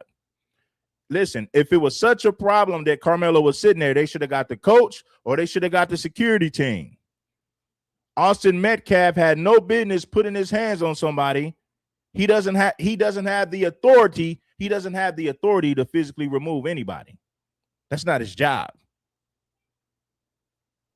So I know you want to justify that. Now you say, well, Karmelo had no business sitting there. Austin had no business putting his hands on anybody. Austin don't own that tent. Austin don't make the rules for the damn school. Get the head coach or get a security guard. I bet money if the coach, listen, homie, I bet money if the coach would have asked I bet money if the coach would have asked Karmelo to move, I'm pretty sure Karmelo would have left. If a security guard would have asked Karmelo to leave, I'm pretty sure he would have left. Austin was trying to bully Karmelo. And he had his brother and homeboys with him. He had his brother and homeboys with him trying to bully Karmelo. That's why Karmelo warned him, don't put your hands on me again, homie. It ain't all good. I'm sitting here, I'm minding my business. If it's a problem that I'm sitting here, go get your coach, man. Go get the security. If it's such a problem that I'm sitting here. But you're not going to put your hands on me. You're not going to physically remove me. You touch me again, there's problems. Listen, homie, if you grew up in a black neighborhood, or it can happen in any neighborhood, but I'm just going to speak for the black community. If you grew up in an urban community, but you don't have to go to an urban community, man. If you grew up I'm pretty sure a lot of us have experienced this. A kid on the schoolyard picks a fight with you and he pushes you. And you say, hey, man, you put your hands on me again, there's consequences. How you going to flip it and say that I provoked the situation when I warned somebody to stop putting their hands on me? How do you flip it and spin it and say that I was the aggressor? I was the one looking for problems. But see, that's how cold white people are. They'll manipulate situations to work in their favor. This Karmelo trial is a prime example. White people will manipulate situations to work in their favor. This is a prime example, the Karmelo Anthony trial. They flipped it and spent it and made it seem like Karmelo was looking for problems when Karmelo was just minding his business and he was confronted by a group of white boys.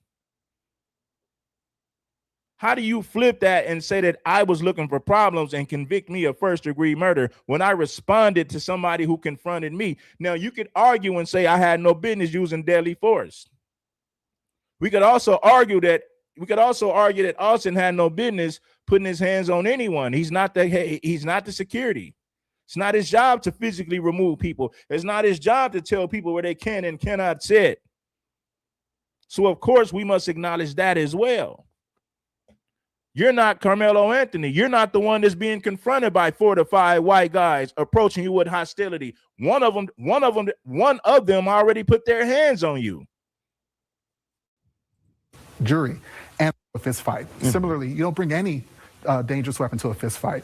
And so the defense on the onset had a very difficult job of proving self-defense against a teenager who was unarmed. All right, let's take a look. Guilty of murder. No surprise there, though, right? You're saying the sentencing to 35 years is what you're concerned about. Why? Yeah, it's a little shocking. And this is where I mentioned previously, you would prefer to have a more diverse jury panel, right? Reports indicated that there were no Black jurors on this jury. And I think that's relevant because when you're considering punishment, you want to appeal to empathy of the defendant, to try to get into the mind of the defendant and understand where they were coming from, some mitigating information to where you want to lower sentencing.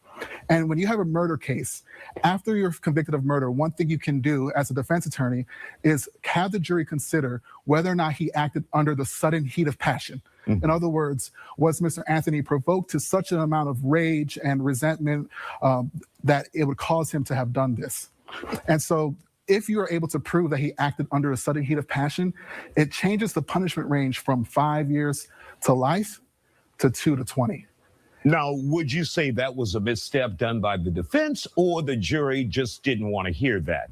So from your... How many people think Karmelo should have just took the plea deal, right? And I don't know what plea deal was on the table. Maybe a reckless homicide, maybe even a manslaughter, right? Some people say, man, Karmelo, there's no Black people on the jury. Just take your lick and take the lesser charge. Or do you say, no, man, Karmelo should have fought it. He should fight it to the damn end. Right? How many people feel like, nah, Karmelo did the right thing by fighting this? He shouldn't take nothing. He had the right to defend himself. Versus the people who say, man, Karmelo should have just took the plea deal and went home. You come home earlier, you get out of this situation faster. Give me your thoughts in the comments, man. Your perspective and what you know about this trial, was that presented? I think you can say a little bit of both. The jury obviously rejected that he did not act under the sudden heat of passion. One thing that was a little shocking to me about the defense's strategy is that during the punishment phase of trial, when the jury is considering how to sentence, they only heard from one witness, and that was his mother. And I think that's where they may have dropped the ball. It would have been nice to hear from not just his mother, but from other friends and family to humanize him. And when considering whether or not he acted under the sudden heat. Shut the hell up, you dummy. Hey, it's easy to talk crazy when you a coward hiding behind a fake profile. Karmelo didn't have to take this to trial. He could have took a plea agreement. Anytime, listen, when there's a case, there's always a plea agreement, man. Always. So shut your goofy ass up, man, you dummy.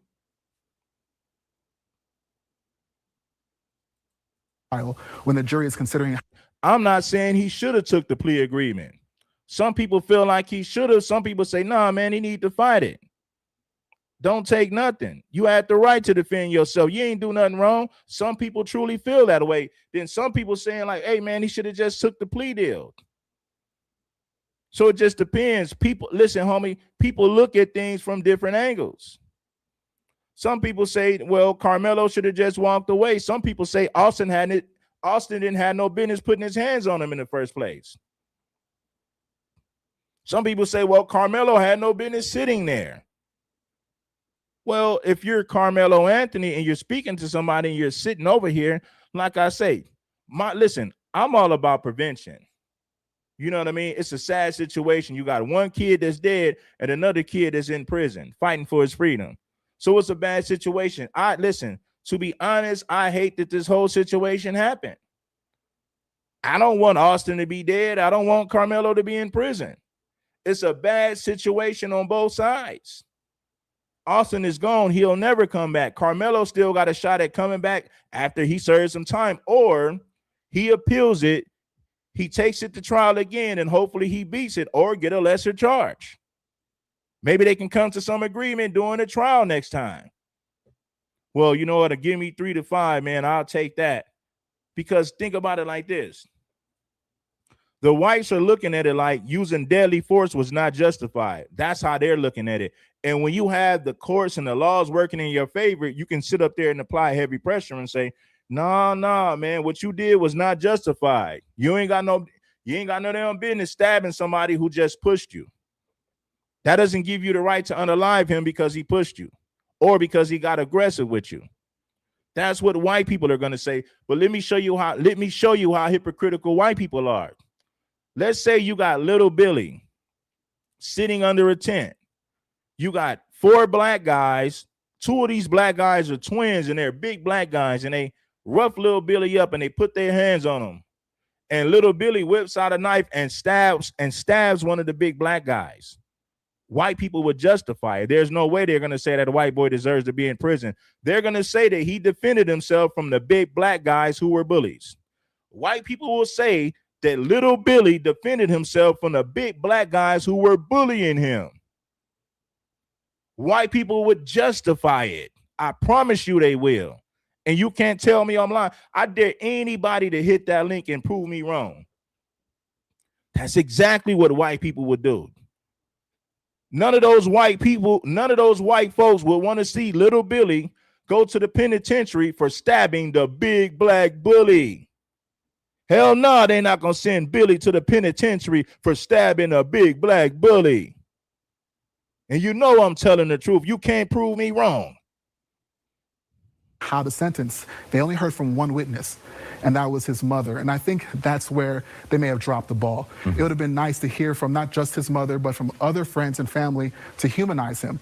And when considering whether or not he acted under the sudden heat of passion, perhaps an expert like a child psychologist who can talk about how the frontal part of the brain is not developed, how a 17-year-old is prone to making very foolish decisions at that age, and how he could have been enraged by, being asked to leave a place where he felt he belonged, that he could have been enraged by being pushed or shoved by Mr. Metcalf, that these are things to consider when deciding whether or not sudden heat of passion applies. But the jury did not hear that type of testimony.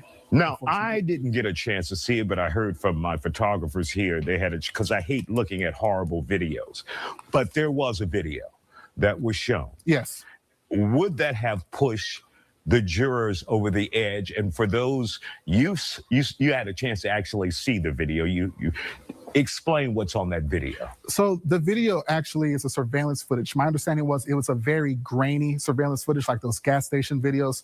So not anything where you could distinctly see faces, but enough to understand what was happening. From my understanding, the jury became very emotional from the first day of testimony, not just from hearing the video, but listening to witnesses, friends of Mr. Metcalf that were speaking about what they observed. His brother speaking about how he lifted up his shirt. They saw the hole in his chest, how he was gasping for air. Apparently, when they were hearing that testimony from these eyewitnesses, there were some jurors that were even fighting back tears. And I do think, that's something that does play a role in the state's case of appealing to the pathos, the emotional aspect of these jurors to get them to come to a verdict. But I asked you about the video. What's in that video? So the video shows the actual murder. It shows the stabbing. And what do you see? What you see is people gathering under the tent, right? Because it's like an aerial view. People gathering under the tent, that there appears to be some commotion, and then you see people, like a mass of teenagers and people running out of the tent after the actual murder itself. You don't get to actually see with the naked eye the actual murder itself, but you can assume what's going on under that tent. Now, prosecutors argued Anthony Met shoved with deadly force. Yes, and this kind of goes back to what I was saying about you have to have some degree of proportionality when it comes to self-defense. So someone shoves you. The question that is posed is that shove enough to meet with deadly force of a knife? The defense made an attempt, and what they're saying is, look, one, Mr. Metcalf was bigger. I think there was testimony that he was perhaps 50 pounds bigger. Two, that it wasn't just Mr. Metcalf. They were trying through cross-examination to say that Mr. Metcalf also had some other friends around him. And so from the perspective of Mr. Anthony, he is actually defending himself from a group. And three, what prosecutors are trying to do is say, you know what? It's not always going to be force with force, but it also says attempted use of force. In other words, Mr. Karmelo Anthony, in that moment, was protecting himself of what he thought was about to come. He wasn't waiting for it. With that shove, perhaps he was thinking, it's going to get worse than this, and I need to protect myself against attempted use of force. And really quick wrap, 5 and 6 up in 1 in the last 20 seconds we have here. Yeah, so he has to serve half of his time before he's eligible for parole. So he was charged, he was sentenced with 35 years. So 17 and a half of those years is how much he has to serve before he is eligible for parole. So I told you he got to serve 17 and a half. Now, they said that he's appealing. They say they already made their appeal. Now, let's say he has to deal with the 35 years. Well, then he has to serve 17 and a half years before he's eligible for parole. Doesn't mean that he's going to get it. He's eligible for parole. And when you go and when you walk up to that parole board, they can say, no, we don't feel like he's redeemable. He needs to sit in prison for another 10 years. That's exactly what's going to happen. So you're eligible. It doesn't mean that you're going to get it. He could serve 17 years and they can say, nah, man, see us in another 5 years, man. We don't think that you're good enough. We heard that you got into a few fights. We have a strong belief. We feel like you're still violent. Come back to the parole board in another 5 years. Then we'll reevaluate the situation to see if you're fit for society. It's up to the parole board at that point. They could easily say, nah, see us in another 5 years. Oh, no, see us in another 10 years. That's the deadly game that you play with the justice system that's ran by white folks, white supremacists. That's the game they play with your life. 5 and 6 up in 1 in the last 20 seconds we have here. Yeah, so he has to serve half of his time before he's eligible for parole. So he was charged, he was sentenced with 35 years. So 17 and a half of those years is how much he has to serve before he is eligible for parole. So he's 19. You do the math, 19 plus 7, he's eligible for parole at the age of 36. All right. Bye, OG. Don't go anywhere. We'll have. So he would be eligible for parole at 36. Doesn't mean that he's going to get it. It means that he's eligible. He will be eligible at 36 to get out of prison. There's no guarantee that he'll get out of prison. Like I said, the parole board could easily say, nah, we don't think you're redeemable. Come back and see us in another 10 years, and then maybe we'll consider. So you got to do a whole nother 10. You got to do a whole nother 10 in prison just to see if white folks going to deem you suitable to be back in society. Or they can say, nah, we still want you in the penitentiary. We don't feel like you're redeemable yet. We don't feel like you learned your lesson. Come see us in another 10 years. And next thing you know, you're 46 going back for a parole hearing. For reaction after the break, you're watching The Factor Uncensored. Stay with us.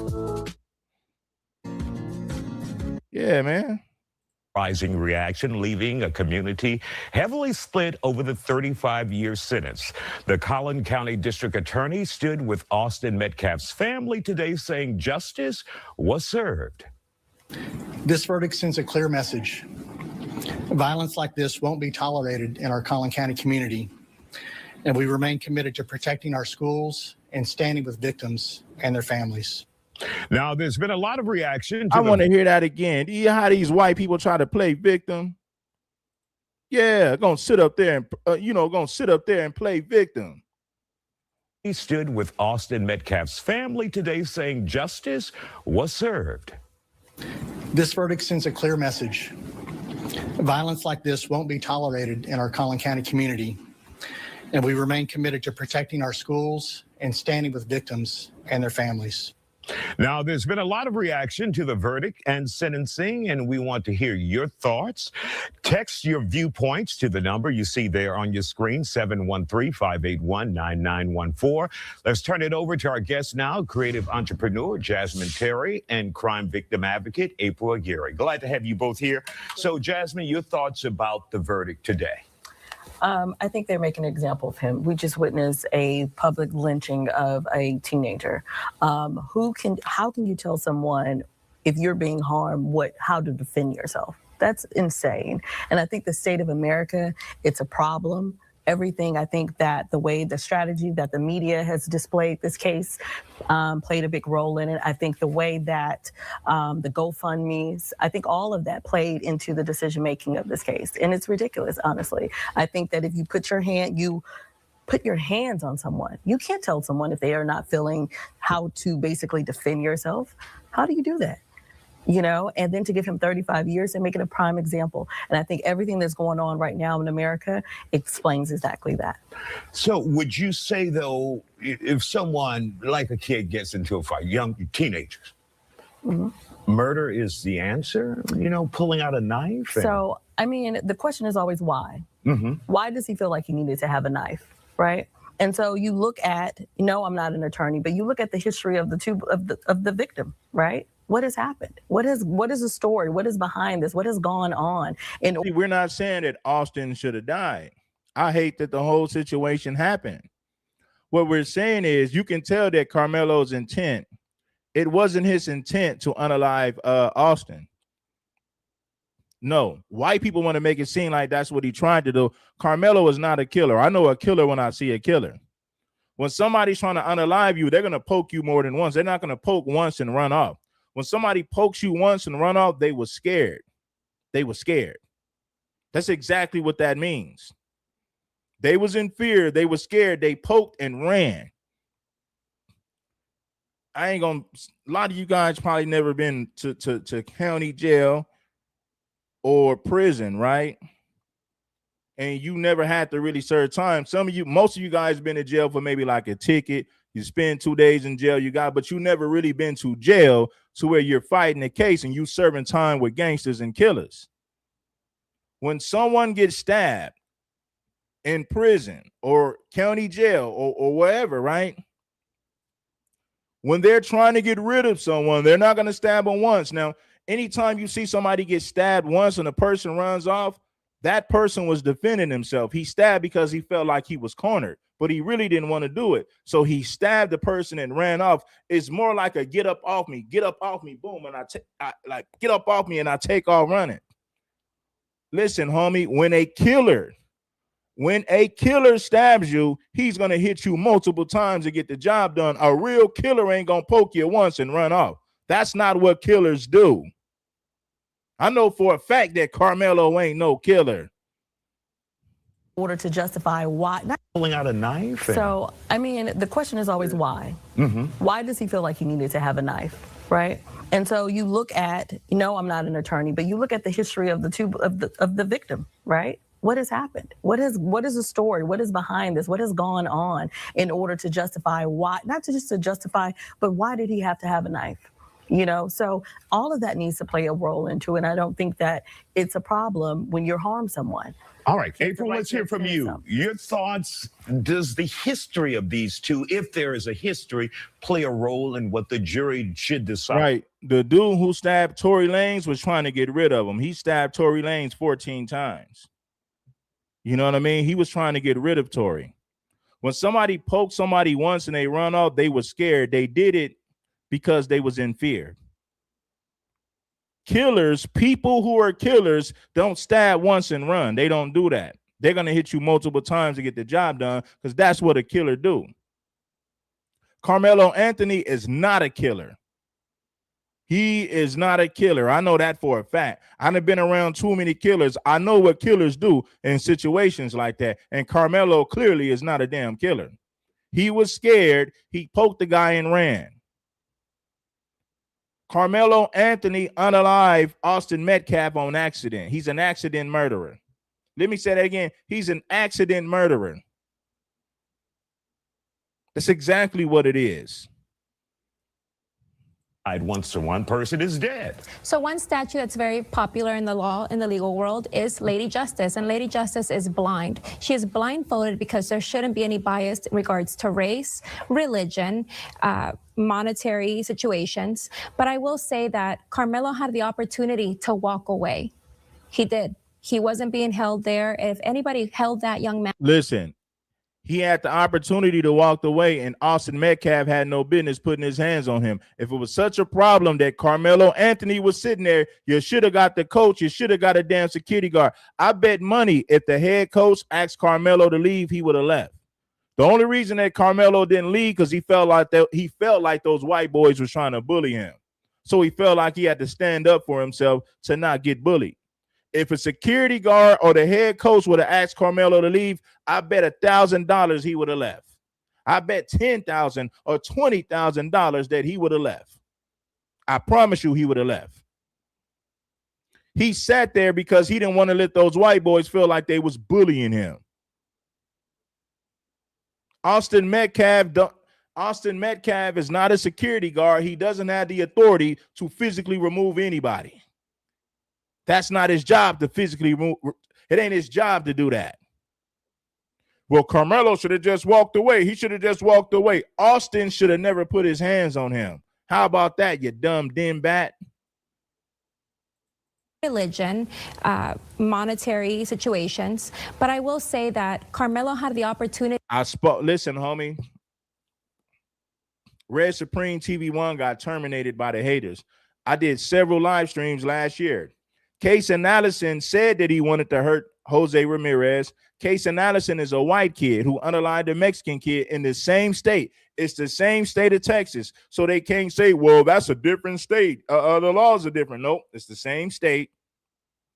Casey Allison, the white boy, sent text messages to his friends saying how he wanted to unalive Jose Ramirez, saying that he wanted to hurt him bad. Casey Allison took a knife to school. You're not supposed to take knife to school. He met up with Jose Ramirez in the bathroom and stabbed the kid 7, 8, 9, 10 times. All I know is he poked the kid multiple times and Jose Ramirez died on the scene.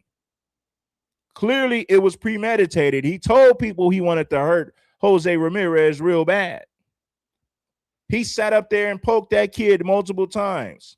Casey Allison was not charged with first-degree murder. Casey Allison was charged with reckless homicide, meaning he'll get 6 years tops, maybe even come home in 3 years with good behavior. You see what I'm saying? The same state, but different race. Casey Allison unalived a Mexican kid. Karmelo unalived a white kid.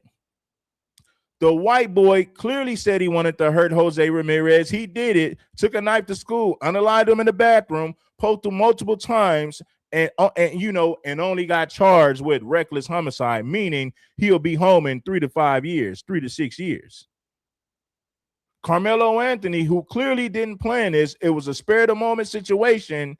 He gets charged with first-degree murder because he unalived a white kid. That's the major difference. Casey Allison is a white kid. Casey Allison got the complexion for the protection. Karmelo Anthony, they're going to send him to the penitentiary. First-degree murder, 35 years. You're eligible for parole in 17. That's the major difference. To walk away. Does the history of these two, if there is a history, play a role in what the jury should decide once the one person is dead? So one statute that's very popular in the law, in the legal world, is Lady Justice. And Lady Justice is blind. She is blindfolded because there shouldn't be any bias in regards to race, religion, monetary situations. But I will say that Karmelo had the opportunity to walk away. He did. He wasn't being held there. If anybody held that young man, he had every opportunity to defend himself, and he would have been justified. But unfortunately, the claim of self-defense here just doesn't stand, especially when he said, touch me and see what happens. I just think that there's a huge problem with our community. Okay, let me tell this Don Dean, when somebody tells you, if you touch me again, why are they saying that? Because you didn't already put your hands on them or threatened to put your hands on them. He didn't say that. He didn't say that to Austin for no reason. They're making it seem like Karmelo just walked up to Allison. Excuse me. They're making it seem like Karmelo just walked up to Austin and said, hey, man, you know, if you put your hands on me, you know what I'll do to you, right? That's not the case. When Karmelo said, if you put your hands on me, he said that in response. Why? Because Austin already put his hands on him, and Austin probably was saying what he would do to him. And Karmelo said, hey, man, you put your hands on me again, these are the consequences. I don't like liars. I don't like bitchs like this. I don't like white supremacists.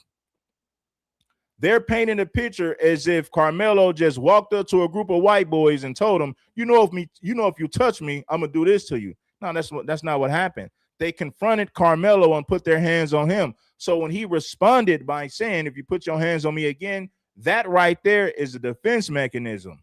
He's warning you to not put your hands on him. He's warning you to get out of his personal space. That was a warning. He's not the instigator. He wasn't the one who he's not the one who confronted Austin. Austin confronted him. Austin took it a step further by putting his hands on him. Karmelo warns him, you put your hands on me again, there's consequences. Anybody would say that. It's kind of like if somebody runs up on you and you got a gun, you're like, hey man, hey, I don't want to shoot you. Get out of my face, man. Get out of here. And they try you again, and then you bust on them. Boom, boom, boom, boom, lay them down. You can't make it seem like I'm the one instigating the situation. This person confronted me. This person violated me by putting their hands on me, and I warned them to not do it again. So when they did it again, I responded. I warned this person to not put their hands on me again, meaning you already did it once. I gave you a warning to not do it again. Violence in the legal world is Lady Justice, and Lady Justice is blind. She is blindfolded because there shouldn't be any bias in regards to race. Role into America is not blind. She's stupid. She ain't got no damn business talking. She don't live in the real world. This country, when you think about the United States of America, was built on racism, division, and separation. What do you mean it's a blindfold, as if people don't see color? This woman is a dummy. She don't need to be talking. She's foolish. America is blind when it was built on white supremacy and racism. Man, shut up. And I don't think that it's a problem when you harm someone.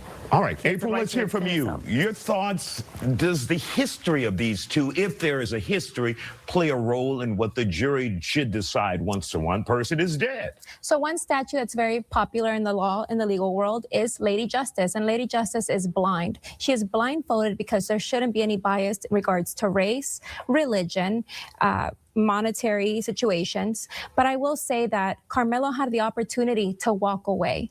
He did. He wasn't being held there. If anybody held that young man, he had every opportunity to defend himself, and he would have been justified. But unfortunately, the claim of self-defense here just doesn't stand, especially when he said, touch me and see what happens. I just think that there's a huge problem with our community with violence. Our young people are very violent. We have had over a dozen shootings here in the last week here in Houston involving young people. And I just hate to see young people, regardless of race, either go to prison or go to the casket. Another thing to the protesters, if Karmelo had been stabbed under the same circumstances, would you be protesting? Would you be defending Austin? Absolutely not. All right, let me say this. On the flip side, let me destroy the nonsense she said. If it was 4 black guys that confronted little Billy, there's no way white people will want first-degree murder for Billy if Billy stabbed the big black guy that confronted him.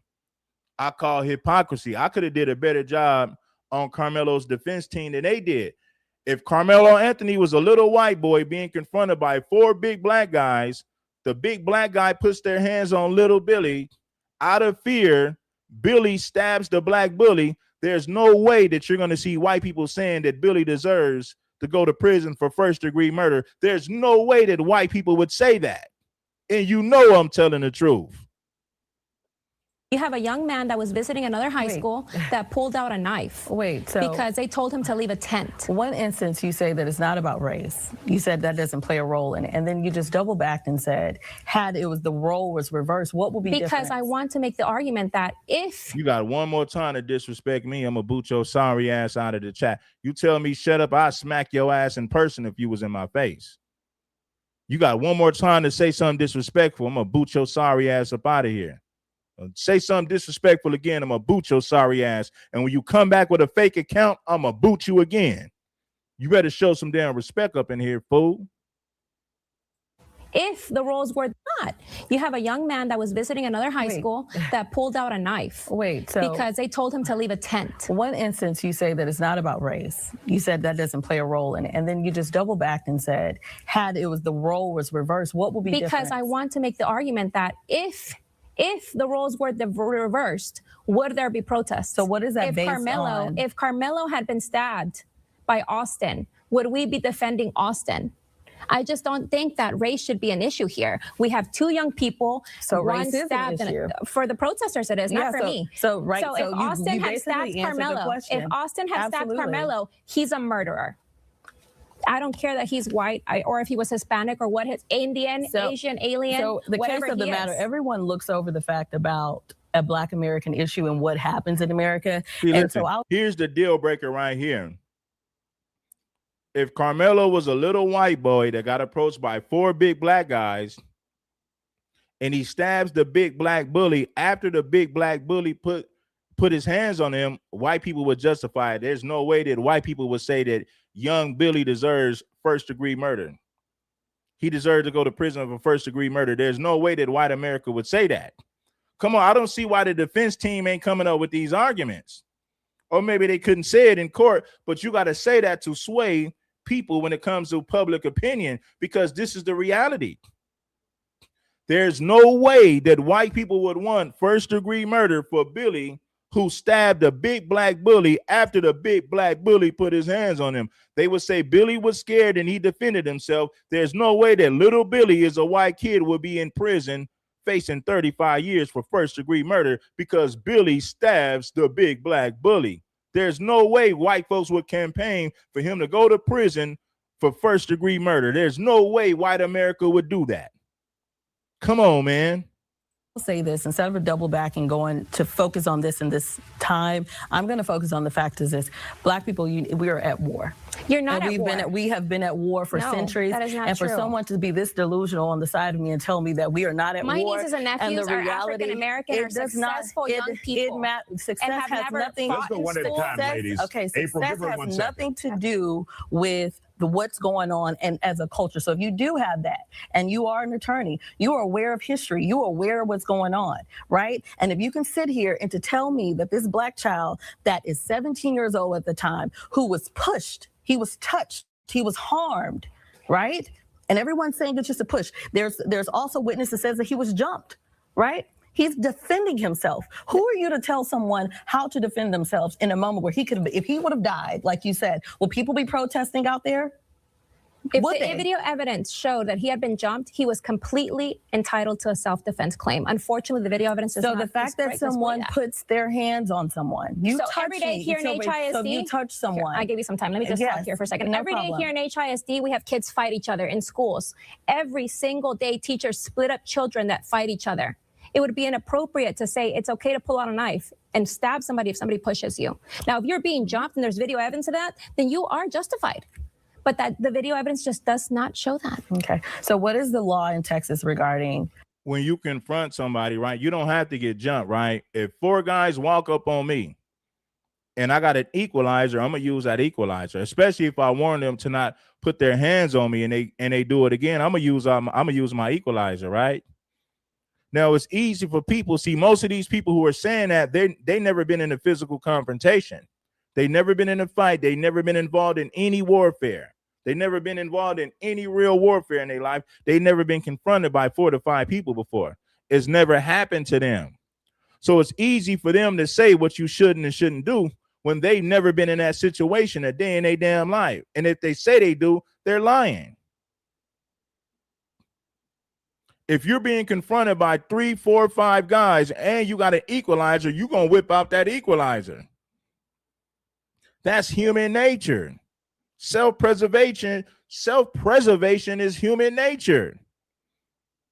You don't know what Karmelo was thinking. You don't know what those white boys were saying that hey man, we're going to do this. Well, you better get up out of here, but get up out of here. You don't know what they were saying to Karmelo. You don't know what they said to make him respond like that. You don't know. You're not there. The eyewitnesses are liars. I'm going to say it again. The eyewitnesses are damn liars. All of them are liars. How come they didn't show us the video? If Karmelo was guilty beyond a reasonable doubt, they would have showed us the video to prove that he had no reason to use the force that he used. The fact that they're not showing us the video proves that they're hiding something. The fact that they haven't showed us the video proves that they're hiding something. The eyewitnesses are liars. Anytime a black man commits a crime and they got a video to prove that he's guilty, the first thing they're going to do is release that video to convict him in a court of public opinion before he even goes to trial, man.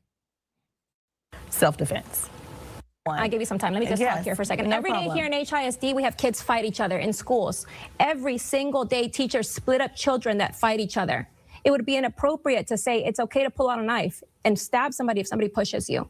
Now, if you're being jumped and there's video evidence of that, then you are justified. But that the video evidence just does not. You don't know what they said to Melo. You can say, well, get beat down first, right? We got to see you getting beat down first and beat to a bloody pulp before you're justified to whip out your weapon and take care of business. You don't know what they were saying to him. You're judging this. You're judging the situation based on surface evidence, circumstantial evidence. You got to listen, homie. You got to dig. You listen, man. You always got to dig a little bit deeper to see the damn truth. You'll never see the truth judging things based on surface level. You will never see the damn truth. And that's exactly what they're doing. She's saying, well, if he was being stumped out, Karmelo probably felt like, I'm not going to give you an opportunity to jump me and stump me. I'm not going to give you the opportunity to jump me and stump me out. I'm going to take care of business right now. I warned you to not put your hands on me, and you did it again. I'm going to whip out my equalizer and take care of business. Listen, homie, I'm not going to wait until you start beating me down and stumping me before I decide to defend myself. You don't know what they were saying to Karmelo. I said it before. Listen, homies, when you are the captain of the football team or the basketball team or whatever team, your homeboys got your back. If you go to confront somebody, they're going to roll with you. So I already know that Austin had his brother and his homeboys with him. That's what happens when you're the captain of the football team. Everybody got your back. They're not gonna sit there and watch you confront somebody and sit back. They're gonna back you up. So you don't know what they said to Karmelo to make him feel like he needed to whip out that equalizer to neutralize the physical threat that was right in front of his face. Show that. Okay. So what is the law in Texas? I'm not saying that Austin should have died, because I don't think that Karmelo tried to unalive him. I don't think that. Because like I say, I've been around killers. I know how killers get down. A killer is not going to stab you once and run off. A killer is going to hit you multiple times and keep going. When somebody pokes you and run off, they did it because they were scared. It was more like, get off of me. Now let me get up out of here. That's exactly what that was. I know how killers operate, and Karmelo Anthony is not a damn killer. He's an accident murderer. He's an accident murderer. He is not a damn killer. If you've been in the field around real killers, you know what killers look like. You know how killers take care of business. Killers don't poke you once and run off. Regarding I give you some time. Let me just talk here for a second. No Every day problem. here in HISD, we have kids fight each other in schools. Every single day, teachers split up children that fight each other. It would be inappropriate to say it's okay to pull out a knife and stab somebody if somebody pushes you. Now, if you're being jumped and there's video evidence of that, then you are justified. But that the video evidence just does not show that. Okay. So what is the law in Texas regarding self-defense? What is the law regarding to protect yourself in Texas regarding self-defense? Imminent danger. Okay. It's a push. So it's if a this push person lethal. in the moment feels that he is in danger, he Well, has that's the been problem. touched. It's feels. So it's a push. Okay, so not feel. You're absolutely right. So it's not feel. He was physically harmed. A push. This is a guy that's 50, 60 pounds over. Now, let me say this. I am not justifying the fact that this guy had a knife that he brought. This kid brought a knife. He Which had a he knife. shouldn't have weapons So in wait a school. minute. So this is a knife. First of all, he didn't do anything wrong. Let me tell you something. Case and Allison took a knife to school and unalived another kid in the bathroom, and he was charged with reckless homicide, even though he stabbed the Mexican kid 7, 8, 9, 10 times. He was still charged with reckless homicide. Karmelo Anthony stabbed somebody that confronts him, somebody that put their hands on him, and he told them not to do it again, and they did it again. He stabbed somebody once and run off. He's charged with first-degree murder as if he planned it. Case and Allison, who said that he wanted to hurt Jose Ramirez bad, takes a knife to school, meets up with Jose in the bathroom, stabs the kid 7, 8, 9, 10 times, and he's only charged with reckless homicide, not first-degree murder. Why? Because Case and Allison got the complexion for the protection. He's a white boy. Karmelo Anthony is a black kid in Texas. He get hit with first-degree murder after he stabs somebody who confronts him. By sitting under a tent. There's no, he is in danger. He has been touched. It's feel. So it's a push. Okay, so not feel. You're absolutely right. So it's not feel. He was physically harmed. A push. This is a guy that's 50, 60 pounds over. Now, let me say this. I am not justifying the fact that this guy had a knife, that this kid brought a knife. He shouldn't have weapons in school. Wait a minute. So this is a knife. First of all, he didn't do anything wrong by sitting under a tent. There's no law that says this child can tell him to get up and move. Agreed. Right? To move. So to do that, back to the point, to be able to sit here and to bring a knife, I don't think it's okay. I do not think that it's the fact that this child had a knife, but I do want to know why. Why did he feel like he needed to have a knife, right? So in the moment of all of this, I think it's a point where you cannot tell me that as a black man, and I'm speaking to black, so if everyone wants to, when it comes to a black issue, everyone wants to look past the fact of our issues and what goes on in America. And the reality is this, he felt like he needed to defend himself. He did. And so we're here, and this is the moment, and everyone looks over about being black, and I don't think so. I think in this moment, if it had been reversed, it would be a completely different situation. All right, April, we're going to come back and let you wrap up in just a second. Stay with us here on The Factor Uncensored. Hit the like button, man. And welcome back to... I need everybody to get the like. So I noticed, man, you guys don't be hyping the videos, man. Y'all don't be hyping my videos, man. I got to tell y'all to hit the like button. I looked at the video. I said, man, y'all are not hyping the videos. You guys are not showing love, man. We need a better audience who want to. I need an audience that want to see me win, not hate watchers, not people who come by to just want to talk, but they don't hype the videos. They don't really support the damn channel. I don't need people like that. You know, I need subscribers who want to see me win. If I got 50 people to hype the video every time I posted content, we would get way more views. So what I did this morning, I looked at the video. I'm like, man, these people ain't even hyping your videos, King Supreme. They don't rock with you for real. Anyway, let's get back to the content though, man.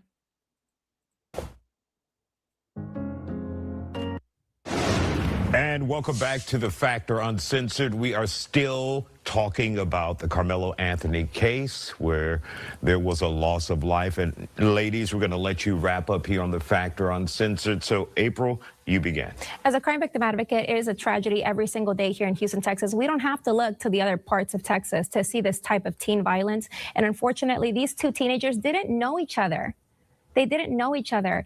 And over such a small argument, there was a... Okay, if they didn't know each other, how was it premeditated? Case and Allison knew Jose Ramirez. They had an altercation prior to the murder. They had an altercation. They had an altercation that took place way before the murder. So how could you say that he planned this when he didn't even know Austin? So how do you get a conviction of first-degree murder if I don't know this person? How do I plan to kill somebody that I don't even know? That doesn't make sense. That's why they needed me on the damn defense team. How do I plan to kill somebody that I don't even know? Never had an altercation with him, never seen him, I don't even know him. How you going to convict me of first-degree murder and I don't even know this person? That's crazy. There's no prior altercations on record. I don't know him. So how do I plan to kill somebody that I don't even know? I don't even know that this man exists. The first time I see him is when I sat under that tent. Prior to that, I never seen him before. So how you going to convict me of first-degree murder? Loss of life. Ladies, we're going to let you wrap up here on The Factor Uncensored. So April, you begin. As a crime victim advocate, it is a tragedy every single day here in Houston, Texas. We don't have to look to the other parts of Texas to see this type of teen violence. And unfortunately, these two teenagers didn't know each other. They didn't know each other. And over such a small argument, there was a loss of life on both ends because now Karmelo has to go to prison and Austin has been in the grave since April. It's just very sad to see. But overall, we have a problem nationally where we're losing children to prison and children to caskets because of this type of violence. All right.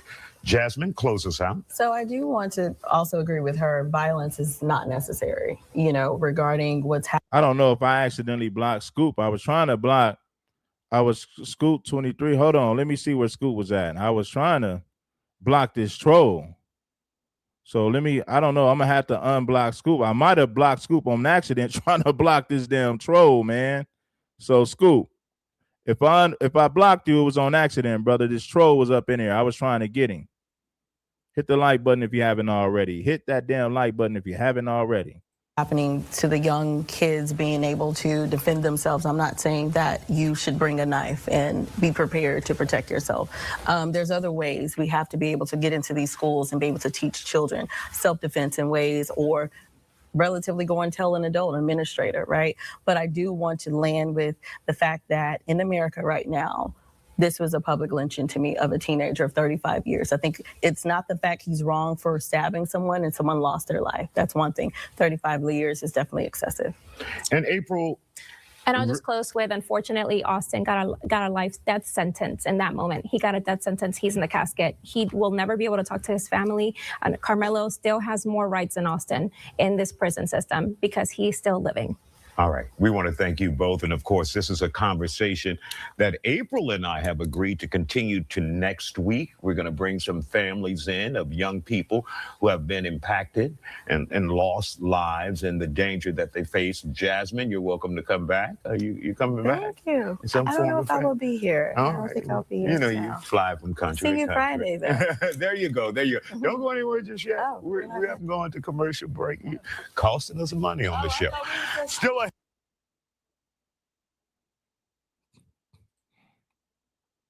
So there you go, man. There you go. Hit the like button, man, and support the show.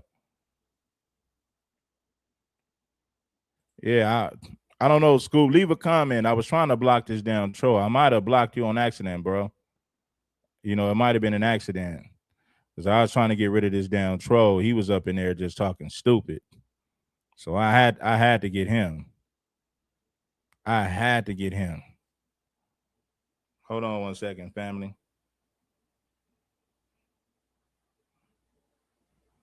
Yeah, I had to get this dude, bro. Now they're going to talk about the conviction right here. Karmelo Anthony's, check this out. The appeal. Breaking moments ago, Texas teen Karmelo Anthony plans to appeal his murder conviction in the stabbing death of Austin Metcalf at a high school track meet last year when they were both 17 years old. The jury sentenced him to 35 years in prison. Metcalf's father, Jeff, giving an emotional victim impact statement during the sentencing hearing. Quote, "The public response sickens me, especially when a gag order doesn't allow me to defend my son. This was never about race or politics, but what you did was to choose to make it about both. We all bleed the same color. You are free to make choices all your life, but you are not free to not face consequences." Correspondent Brooke Taylor reporting live from McKinney, Texas with the latest. Hi, Brooke. Hi, Martha. We just got word that Anthony's legal team has filed that notice of appeal. But just seconds ago, we wrapped up an interview with the district attorney and the lead prosecutor on the case. I could tell you they are extremely confident with the verdict here. There was no cameras in the courtroom, so it's our first time really hearing from them. Take a listen to what they told me their reaction was. Just relief.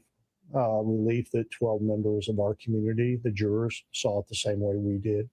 That this was murder, plain and simple. And then they saw punishment like we saw it, that he needed a lengthy prison sentence. I was relieved. I thought it would be murder, but until you hear it, of course, a jury can do whatever they want as long as they're following the law. So I was relieved for the family, mostly. And the jury sentenced Karmelo Anthony to 35 years behind bars for fatally stabbing 17-year-old Austin Metcalf during a high school track meet. Both the DA and lead prosecutor told me they were satisfied with the sentence, even though Anthony faced up to 99 years behind bars. They also said that they were prepared for Anthony to take the stand, and they hoped that he would. Now, I asked what they believed the strongest piece of evidence here was. They both pointed to the surveillance footage, despite being grainy and shot across the field. They said it reinforced their argument that Anthony wasn't surrounded and this was a one-on-one confrontation despite the defense's self-defense claim. So they're saying he wasn't surrounded and it was just a one-on-one conversation. Where's the video? How come y'all not showing us the damn video?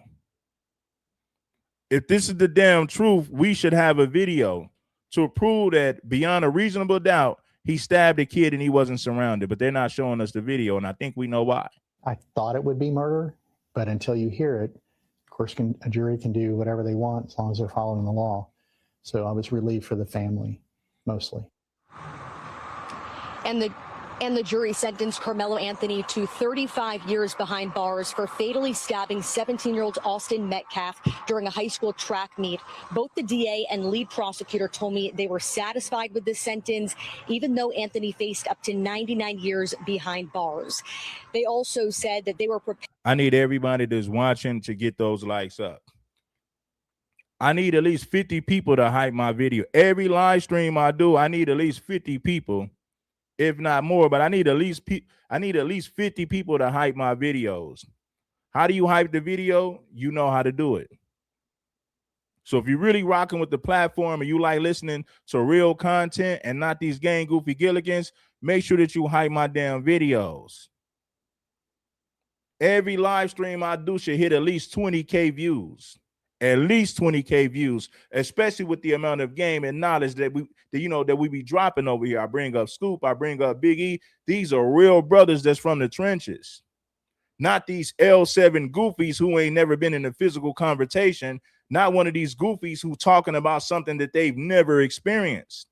When you see Red Supreme, you see Scoop, you see Big E, we're speaking from experience. We're not, well, I need to look up the documents. Now, let me see the stats. No, we live this in real life. I don't need no stats. We live this stuff in real life. We've been in physical conversations. We've been in the trenches. We know what a physical altercation looks like and what it can lead to. Not one of these goofies who just make content that's never been in a real situation in his life. And he's just giving you stats, but he can't speak from experience. Everything that I talk about, I speak from experience. When I talk about women, when I talk about street culture, when I talk about racism, when I talk about politics, I'm speaking from experience. I don't need no damn stats. I'm really with the business. I'm really with the stuff that I talk about. I'm not one of these nerds who make content just strictly based on stats with no damn experience. Prepared for Anthony to take. The prosecutor told me they were satisfied with this sentence, even though Anthony faced up to 99 years behind bars.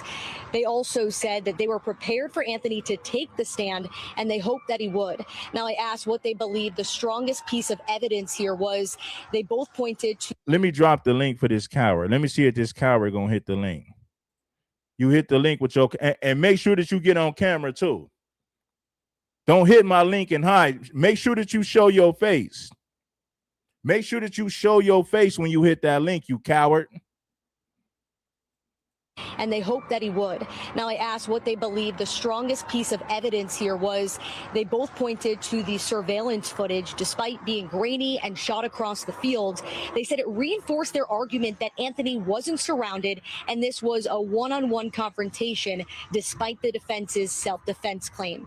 Now, the lead prosecutor told me the national spotlight, it definitely added pressure, but he said they had to tune out that noise, and some of that noise played out in the court. I'm gonna bring you up, Street Media. I'm gonna see if this coward gonna hit the link before I bring my brother Street Media TV up. So I'm gonna give him one more minute to hit the link. If he don't hit the link, I'm gonna bring my brother Street Media up to break some of this stuff down. I would love to hear. Let me bring Street Media. What is your name? Hold on. Let me see these cowards before I bring him up. I see you back here. Now, Juan Jimenez, go ahead. You got the floor. Go ahead, Juan Jimenez. Unmute yourself. Go ahead, Juan. If you don't unmute yourself, I'm gonna be forced to drop you down, man. Go. You playing music, man. You playing music in the background, man. You can't play music in the background. Go ahead and speak. Yeah.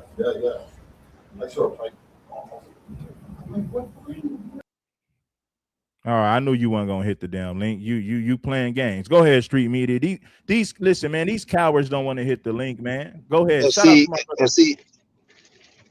and see that devil is a Jimenez. Now, them same punk ass Hispanics was crying when Jose Ramirez was unalive by Case and Allison, and they gave him that lesser charge. But the mistake Case and Allison did was he went ahead up with the judge, and the judge ended up giving him 10 years when he thought he was going to get 2 years. The judge stood on business and gave him 10 years with no chance of parole. So he ended up getting hammered. But I want you to do something, right? I want to add on to the argument of what you said. You can hear me, right? Yeah, loud and clear. Yeah, I want you to go to my channel real quick and go on to my the video I put up where conservatives have turned on ABL. In that video, I'm showing you ABL stance on it, and go click on there. Go why because it's going to enhance your argument. Look at the vile things that these people are saying about ABL. Oh, okay. ABL, It's the video where you said Karmelo Anthony receives 35 years and Brian Logan, Charleston White responds. yes, Okay, yes, I'm gonna go to it right now. yeah. So when you see now and go to ABL responses and then go to the because I got all the comments that they were saying and you just let it play out. Everybody ready? Man, listen. He been supporting these white folks and all these for so long. He had one opinion that was separate from them, and they all turned on him. So that goddamn Jimenez or whatever he is, you want to be white so bad, they don't like you, man. They don't like you. When Jose Ramirez was killed, man, they didn't even charge him with murder. But y'all dumbasses come up here and the same way you had that Spanish girl up there making this talking about some she don't see no racism until it happened to her people. But that's how you know we don't have no coalition. Yeah. So yeah, but look, play that real quick while we on so you can see and look at what these white folks did to ABL. I'm gonna mute up. I need everybody to hit that like button, man. It's my brother Street Media, man. He just dropped a video about this, so make sure you guys bless the like button. Get your popcorn and your popcorn and drinks. It's gonna be good. Yes, sir. All right. Good evening. I'm Greg Willis, Collin County District Attorney. Today, justice was served. A year ago, when this senseless murder unfolded, I said that it had struck a deep nerve in Collin County and far beyond. I asked our community to ignore all the noise and instead be level-headed and patient as the process worked. And today, the process delivered accountability. We are grateful to this jury, and we are grateful that the good citizens of Collin County had an opportunity to weigh in on this case. I'm proud of the exceptional work of Bill Werski and our team of prosecutors, DA investigators, and victim advocates, and all the good and outstanding men and women of the Collin County District Attorney's Office. We thank all the parents and their brave kids who did the right thing. Despite the trauma of witnessing the senseless murder at a school track meet, they cooperated fully and testified truthfully. Their courage was essential to securing justice in this case. I'm especially honored to be joined here today by Jeff and Megan Metcalf and their son Hunter. Their strength and grace through this has been unimaginable. Their strength and grace throughout this unimaginable journey has been inspiring. They won't be taking questions at this time, but their presence here speaks volumes about their commitment to seeking justice for Austin. I want to thank Judge Rhodes for presiding over this trial with fairness and efficiency. I want to thank Frisco PD for their investigation. I want to thank the Collin County Sheriff's Office led by Sheriff Skinner for providing the security for the courthouse. I want to thank all law enforcement throughout the county for making this a safe trial for everyone. This verdict sends a clear message. Violence like this won't be tolerated in our Collin County community, and we remain committed to protecting our schools and standing with victims and their families. Well, everybody can see that the verdict is in. Karmelo Anthony was sentenced to 35 years in prison. 35 years. The jury deliberated for 3 hours and they came back. Right now, mind you, this case was like a week. You hear me, Red? The judge didn't send the jury to. Yeah, I hear you. Fast forward it just a little bit, Okay, just a little Okay, bit. yeah, just fast forward just a little bit. Yeah, ABL part is coming up because Oh, I cool. want you to So see what ABL to talk. ABL part. Okay, I'm gonna take it to ABL part. I'm gonna fast forward. Okay, here Yeah, you go. take it to Right here, I ABL. found it. Yeah, because he been supporting them folks for a long time. I didn't even know this, man. I appreciate you for doing that because I even might make something on this. But let's see what ABL has to say. You say one thing against them folks, they turn on you. It's made up on Carmelo Anthony being guilty. But let's get off into Anthony Brian Logan and what he said in regards to this case. In this case of Karmelo Anthony, what started it? Here come these two 6 foot tall, 200-something pounds football players, with a little 5'9", 130-pound new black kid. When it's raining, get out of my seat. You started it. The reaction, you can squabble about whether it was too much, whether it was over the top, but we cannot ignore the nexus of the confrontation. Karmelo Anthony has been found guilty of murder out there in Collin County, Texas, after the 2025 track meet incident in which he stabbed Austin Metcalf. Now, straight away, I'm going to say it. This was a gross miscarriage of justice. Gross miscarriage of justice. This was not murder. Whether you believe the stabbing was right or wrong, it doesn't matter. Let's talk about what the law says. The law says that you must intentionally or knowingly cause someone's death. This refers to when you get up in the morning and say, you know what, I'm going to go take this man's life. When you pull out a gun, you're trying to rob them from something like that. That's a manslaughter is when you do something reckless that causes someone to lose their life, like playing with a gun, it goes off and then somebody gets shot. Neither of those things happen here. So it wasn't even manslaughter. It's not even like, oh, well, give him manslaughter. Nah, this was self-defense. This is not guilty. Self-defense says you must reasonably believe that you are at risk of great bodily harm or death. Now, if you're 5'8", 130 pounds, here comes Austin Metcalf, 6 foot tall, 215 pounds, and it's his brother and maybe two more people. You feel like you're in danger, you're at risk. That's self-defense. Just like with Trayvon Martin, Zimmerman said, I was getting beat up too much by Trayvon Martin. So I had to pull my, and he beat it. There's been countless cases like this, and it wouldn't matter the color. If it was two black kids attacking Lloyd, and then he takes one of their life, oh, well, because you can't go putting your hands on people. You can't go assaulting people and then claim to be the victim. I don't know where they do that at. I don't know what part of the country you guys are in, what part of the world you guys are in. That's the cruising going on? Yeah. Yeah, there's a cruising going on. That's freedom of the sea. I got him, Kayla. I got him. I got See, that's Karmelo and his family. I'm gonna play the rest of that, but I was saying the same thing, Street Media. I said if white people gonna sit up there and justify George Zimmerman unaliving Trayvon Martin because allegedly Trayvon put his hands on him, white people raised millions for Zimmerman and justified it. Well, what's the difference here? Zimmerman is a grown man. Trayvon is 17 years old. So you're telling me that this guy walks up to me and tell me, hey, you got to move. And he puts his hands on me once and I warn him to not do it again. And he does it again. And we all know, Street Media, when you're the captain of the football team, you get into a confrontation, your homeboys are backing you up. They're going to roll with you. So there's no way that he was just confronting Karmelo and he didn't have people there with him willing to back him up. That's nonsense. Go ahead, bro. And on the train in New York, when that dude choked the black brother out, once he had him subdued and they was holding his arms and legs, he could have let up off his throat and he didn't. Yeah. He just kept squeezing until he died, and they made excuses for that.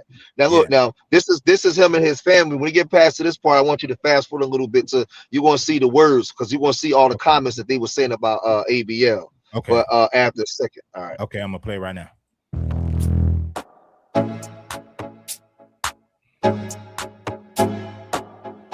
Karmelo Anthony, class of 2025, Centennial High School, Frisco, Texas. Which one? Yeah. You gotta...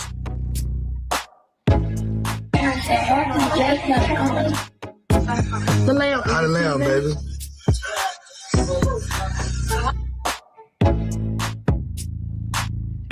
Now ABL, he's picked a side and he stuck to it. And a lot of these people was riding with ABL when he sided against black people on multiple cases. He sided with black people. He sided with fast forward just a little bit. I meant to say W, okay. Folks. Now, all right, I'm gonna fast forward a little bit. You said like right to where the comments come in.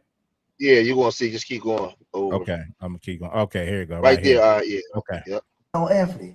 Well, his supporters, they start coming out. One said, ABL has become the perfect example of how you can only hide stupidity for so long. Explain to us why he had a knife at a track event. What the F is wrong with you lately? This is the most clear-cut case of murder if there was ever one, right? Then somebody said, yeah, he's a radical pro-black disguised as a conservative. Yeah, it's become very apparent recently. Agreed. Unsubscribe. I just did. You lost me. Unsubscribe, ABL. ABL becoming the amazing Lucas right before our eyes. So far, all of your comments are against your take. Your subs will drop, just saying. You can't be serious, ABL. Worst take you ever had. Anthony Brian Logan grifted us for a long time. We trusted him, and he chose tribalism over the facts. He's not who we thought he was. Oh, truly disappointed in your take on this. You lost me on this one. Best of luck from this point. Did you get hit in the head? Wow. I can't believe that's your stance. You lost a follower. What is wrong with you? He unalive, right? I used to love your commentary videos, but you are way off on this one. Thumbs down from me. Unsubscribed. So his people are turning on him because he's no longer saying what they want him to say. See, all these conservatives know that they have to be the mascot. They have to say exactly what W supremacy want them to say. And if you go against what they're saying, they're going to come after you in droves, and they're not going to be playing, right? But Charleston White, he also got wind of this, and he came to social media, and he said this. We already got the money set aside for appeals bond. Why? All jury, the judge and the DA are buddies, along with the dad, best friends. That's been our trump card. We've been holding, already knew that. God has spoken, and you cannot make me believe that as many grazing on that jewelry that's dealing with white guilt about going to heaven is not going to have no compassion about a kid that's been straight A from the time he's ever read a book in school, has no history of violence, has saved children's lives by risking his own life by jumping in to save somebody from drowning. This kid has no violence. Austin, on the other hand, is a violent with some allegations hanging on his. That's why, man, they coerced it. But one thing about kids can't lie to professionals under pressure. When you was told, when you gave a statement in the beginning, you can't come back and amend it later and say, well, I meant. No, what you said that night is law. Back up right here. I'll be talking about what they gonna do. They ain't gonna. You think they're gonna find him guilty and they just put manslaughter on as a charge and it wasn't on there in the beginning? You don't know law. Yeah. We already got the money set aside for appeals bond. Why? But we wanted everything to play out how they had it. I can't wait till the family, we waiting on each other. Yeah. I've been riding with the family since day one. I'm sorry, since day 5. I wouldn't have got me. Yeah, I wouldn't have got mama. I'm finna treat her like shit. So I'm giving her everything she wants. You want some wings? Hey, pause it real quick. Pause it real quick. Pause it real quick. I had edited it out. What he said was, I went and got me a white girl. Yeah, I got me a white girl. I'm gonna treat her the same way I treat a black girl. You want some weed? You want some chicken wings? But he doing that. He mocking white people. He mocking white men when he was doing that. Yeah. but I had to get the video to be green. I had to X out a lot of the stuff that was said because they was they all over the video. Right. But this dude crazy, yeah. But he gotta play some more because he going in though. Want to play some more right now? Yeah, because it's up. That part almost up. Yeah. Okay, I'm gonna hit play. Say now, listen. I told y'all last year. The boys, hey sister. I told y'all it wasn't a knife. It was a compass tool. It wasn't even long enough to get it. It wasn't even long enough to say, listen, I don't give a damn how it go. automatic win on appeal. Hey, jury, everybody 50 plus older. You mean to tell me they can't find nobody that's a jury of his peers? A jury of his peers. I cannot believe Collin County dropped the ball like this here. I cannot believe as Collin County has been since they have existed. Now we're gonna see how this play out. You know, I'm looking for once the appeal go through, maybe in 6 months the appeal go through, he'll be back in court in a year, or the appeal maybe go through in 6 months, and it may take a year to get back in court. So the next 18 months he'll probably be back in court, because I'm sure that they're going to get bail. They're going to try to get him while he's out on bail, fighting his case again, right? And now all the things that need to be revealed, from the video to the relationship between the judge and whoever, there's a lot of things that's going to be reviewed, because they're going to get this pushed now, take to the next higher court, and they're going to get it outside of Frisco. They're going to get this outside of Frisco. Once they get this outside of Frisco, a lot of things that was covered up is going to be uncovered. And I believe that he'll be released. But they're going to get at least 2 years out of him, though, first, before he's actually released. We'll see how this go down. We'll see how this play out, man. All prayers up to Karmelo Anthony and his family, right? But Charleston White is staying firm. Anthony Brian Logan is losing a lot of his subscribers because of his take. And like they only got to disagree with you one time. The minute they disagree with you, they turn their back on you, because they was never with you, ABL. But y'all let me know what y'all think, man. If you made it this far in the video, hit that like button, subscribe to Street Media TV, leave your comments in the comment section. Remember, I love y'all. Till the next time, peace. Hey, that was a good video, Street Media. Hey, man, you guys want to catch the original video? You already know how to tap in with Street Media, but damn, Street Media, what's your thoughts, bro? It's what's going to happen is he's going to be in there about 2 years. It got to go through the appeal process. Once they appeal it, they're going to try to get him bail, because they're going to try to get him a new trial, right? They're going to try to get him a new trial based off of the judge not allowing the video to be played, and they never aired the video anywhere. So what were you hiding?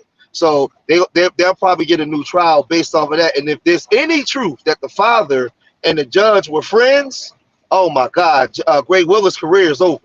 DA Greg Willis' career is over. If there's any truth to that, now there's a legend right now, but if there's any truth to that, now what's going to happen is if they get a new trial and they get him bail, the lawyer's not going to want the trial to be for another year and a half, because what they're going to want to do now is send them around, have them do interviews, and they're going to get public sentiment on their side. The same way that the media, they use the media to demonize them, they're going to use the media now to have sympathy towards him. So they're not going to be in a rush to go right back to court.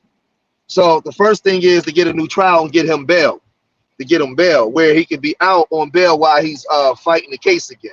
But it's going to be a process, and if they can get it outside of Collin County and get it into the state, it'll be better, because that county, remember, the problem with that county is DA Greg Willis, he has to run for office every 4 years. The people in that county vote for him to get in office, so he's going to fight. That's why he did that press conference. That press conference was for the people of Collin County to show that I'm worthy of being your DA and make sure you vote for me. He the one that appointed Worski. The judge there also has to run for office. So now if you get it out of that county and they can prove that there was negligence on the way that you picked the jury based off of he didn't get a jury of his peers based off of the racist county and the way the voting process would go, that's going to be grounds for another trial. Because he never had a jury of his peers based off that county being 80% white, and all of them already wanted them guilty. And the proof of that is they came back within 3 hours, and it probably was even shorter than that. But whenever the judge is ready to come to the bench, so what they did was open and shut. And on top of that, you have case law now with Casey Allison and so many other people where he had negligent. Negligent intent or something like that. He didn't even get charged with murder, and his was premeditated. He went home and wrote a writing saying what he was going to do. Karmelo Anthony's was one stabbing. He jigged one time and ran. So that means that was a crime of passion. Right? So they can say, well, why did he have a knife? Well, first of all, you would have never known he had a knife had he never been approached. So it's kind of like in law where like let's just say me and you go to do a robbing. and in the robbery, you kill the guy, but the guy shoots you and kill you too. But I get caught, and I'm fighting. They'll say, well, had I never participated, had we never participated, the crime wouldn't have never happened. So that's where my conspiracy. That's where my conspiracy would be, because had I never went, or had we never approached the guy, everybody would still be alive. So him having a knife is irrelevant, because had they never bothered him, you would have never known he had a knife. This is the part that they trying to run away from. That's why Charleston is saying y'all don't know case law, because once you get it out of that county and you put it, anybody, see, we've been in courtrooms before. I've been on trial. I know how this shit operates. So now once they go and say, well, wait a minute, he had a knife, but how did we find out that he had a knife? And once they go into that, then you go into, well, had he never approached him, this would have never happened. So they have like 6 different things that can bring them back in court to create a new trial once they get out of Collin County. Yeah, and it's the same thing, street media, like with the Cyrus kid. He had a gun. Well, you would have never known he had a gun if you didn't chase him out of your property. It'd be one thing if Cyrus would have whipped out the gun in the store and you say you shot because you wanted to defend your family. Then they would say, okay, somebody pulls out a gun in your establishment, you're justified. But when you chase somebody outside of your business, outside of your property, how do you turn around and claim self-defense shooting somebody as they run away from you? Come on, man. Yeah, but this is the stuff that they've been doing it forever. We've seen what Betty Shelby did when she shot Terrence Crutcher.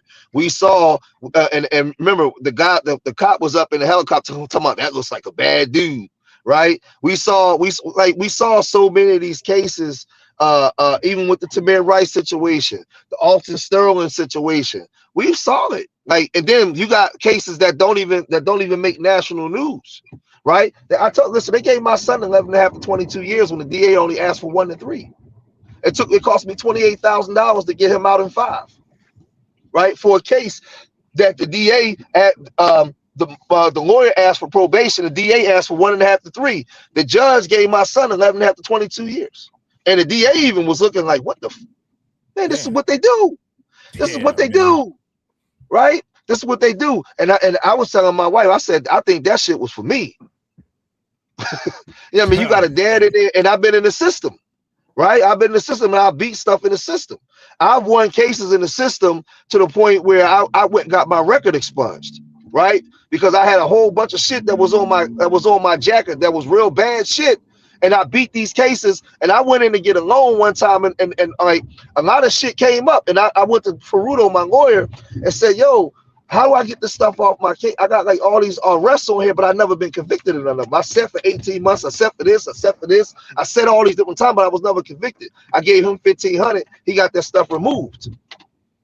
Except for the stuff that I had to maybe sit for.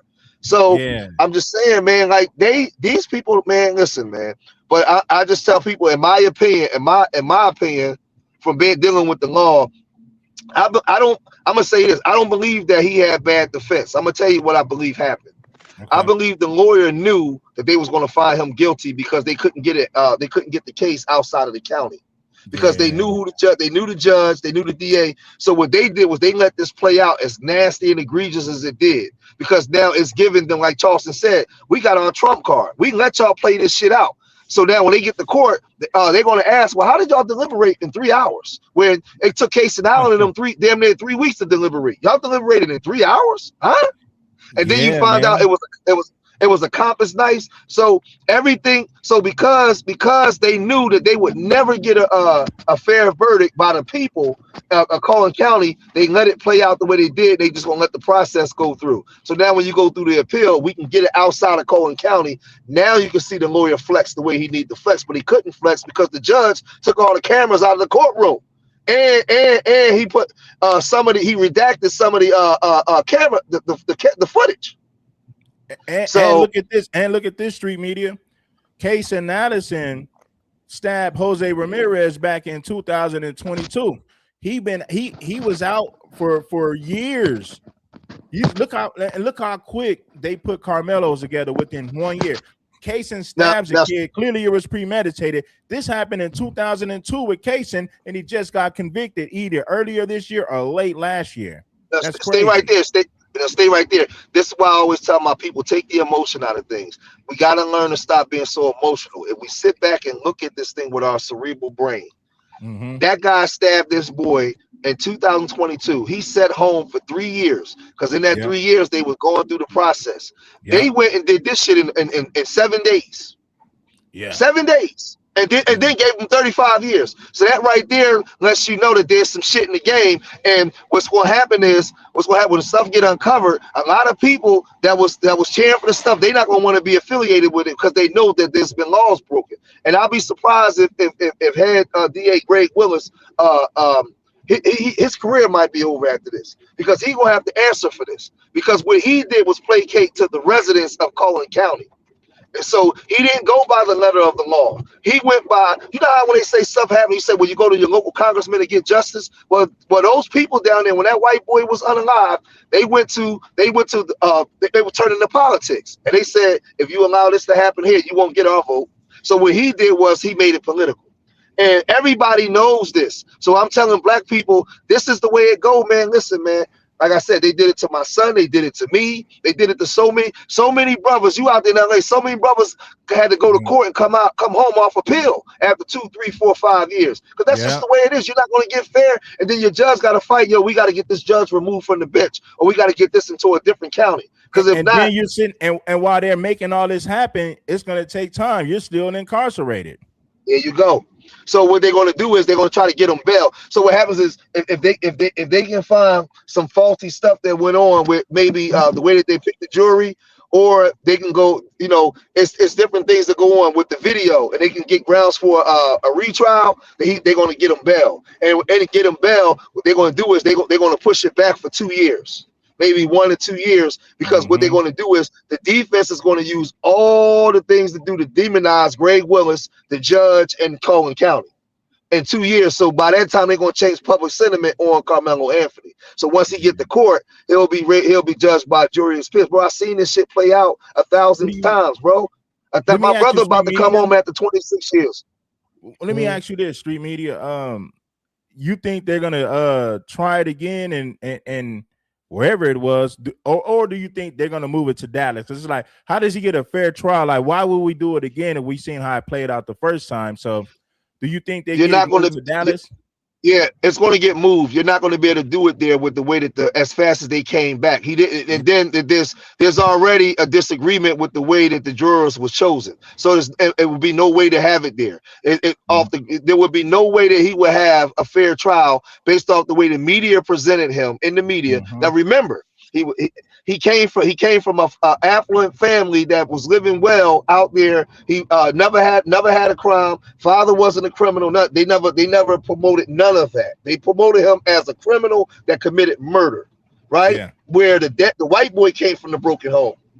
So what I'm saying is, once all that stuff is going to be revealed to the new court, to say that he never had a chance based off the way he was perceived by the DA, the media, and the way that they chose because remember, the jury and his peers, they took those 3 black women off and they gave their reasons. But but if you flip that, how can you say the same thing for these white people that was on there when we can see they had a preconceived notion because they came back so fast with the verdict on a high profile case like this? They didn't even send for the judge to say, hey, what does this mean? Or hey, we need you to reinterpret this for us. None of that. You know how it is when you're on trial and they say, hey, we need a better reinterpretation of this, or we need to deliberate this. Okay, well, we come to an agreement on this part, but we don't understand this. And he sends them back. None of that shit. No, they already had him that he was guilty. So now with that, because there was a discrepancy in the way the jury was being chosen, he's not going to be in that county.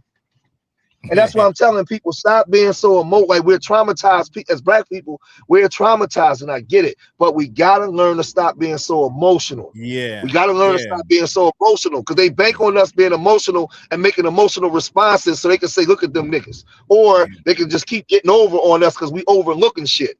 Calm down, take a deep breath, and pay attention to everything on the chessboard. Yeah, because like I say, I said this, I said this before, and I said again. See, this is the thing. What are we talking about? I mean, it's plain and simple, Don Jeter. What we're talking about, we're speaking English. We're speaking from logic, not emotion. But check it. if Karmelo Anthony, let's say Karmelo Anthony was Little Billy, and Little Billy sat under a tent that he wasn't supposed to be sitting at, right? And 4 black guys confront him, and they tell him to move. They put their hands on him, and he tell them don't do it. They put their hands on him again. Little Billy stabs the big black bully. There's no way that white people would be campaigning for first-degree murder if Little Billy stabs the big black bully. Come on, guys. Can we be honest? And I'm gonna tell you, being in the system and being locked up and all that kind of stuff, it was smart for them not to get him to testify, because they knew that they was going to come back off appeal. Do not get on the stand and be cross-examined by them by that DA, that racist DA, and them people in that county, because that shit is going to be on the record. Don't tell them nothing. Wait till you get out of Collin County and you get granted appeal and you go into another district, and then you go and you put him on the stand. Do not put him on the stand and have his words on the record. And no, do not do that. So that's what I'm saying. A lot of these people never been arrested before, man. They never been locked up for a shooting or a drug charge, and you so people commenting on stuff, but you never if you never sat in court fighting for your life and don't understand how this shit operate, y'all don't know, man. Y'all don't know what you're talking about. So I'm watching this shit and I'm saying, okay, I see what they're doing. That's why Charleston came out 77. But I seen it play. As soon as I seen they had discrepancy on the way that they picked the jurors, I said, they gonna play this. They gonna play this for the appeal, because they know that they don't have a win. They knew that they didn't have a win there. And the proof it was open and shut. Yeah, it was rigged already. So it was rigged already. The moment that I said when they didn't have no black people on the jury, I said, and I thought about it, said it's kind of unfair for me to criticize the defense team, because this looked like it was rigged and set up already, you know. So I believe the lawyers didn't shoot all the bullets out of his gun right away. What he did was he gave him just enough, because he already knew what was coming. And I believe that he explained that to the parents, what was already coming, because of what was going on in the way that the media was portraying them. Now, so, and then what I didn't like was you had a bunch of people coming out saying that they saw a video, they saw this, and we don't know if that stuff is true yet. It's all alleged. Right? We have to wait to see now what they can uncover. Brother George, because who says the appellate court is going to be any more fair, any more or any less biased than those 12 jurors there? Who said that? Who says that it's not already fixed all the way up through the appellate court? Who says that? Nobody's there to say it. What I'm going by is experience and seeing these cases and experiencing this stuff myself. So when you appeal to a higher appellate court based off of what we saw, where there was discrepancies already in the way that the jury was chosen, and the actual aspect of the footage that they were saying, and the knife, because there's discrepancies within the knife, and there's discrepancies within the county on the way that the DA and them handled the case, the way that they put the case together. So they have a whole bunch of things that could be a ground for a retrial already there. If you understand case law, you understand the way the case was put together in that small town. He never had a fair trial. So now once they present that to the court, I can almost guarantee that his appeal will go through. Yeah, go ahead, Warrior Scholar. I just two quick points. One of them is because I heard you and Brother George Street Media touch on it, and that was one of my points, and that's why I apologize for interrupting. But I did have the question, who's to say that? I want to know. I'm not familiar with the structure of the appellate court in Texas or in that region. And some different parts of the country is set up different ways, so I don't know how it's set up in Texas. But if it starts and ends in the state of Texas, the appellate court I don't have any more faith in that appellate court. I don't know who's sitting on that court or not. So I don't know what the outcome.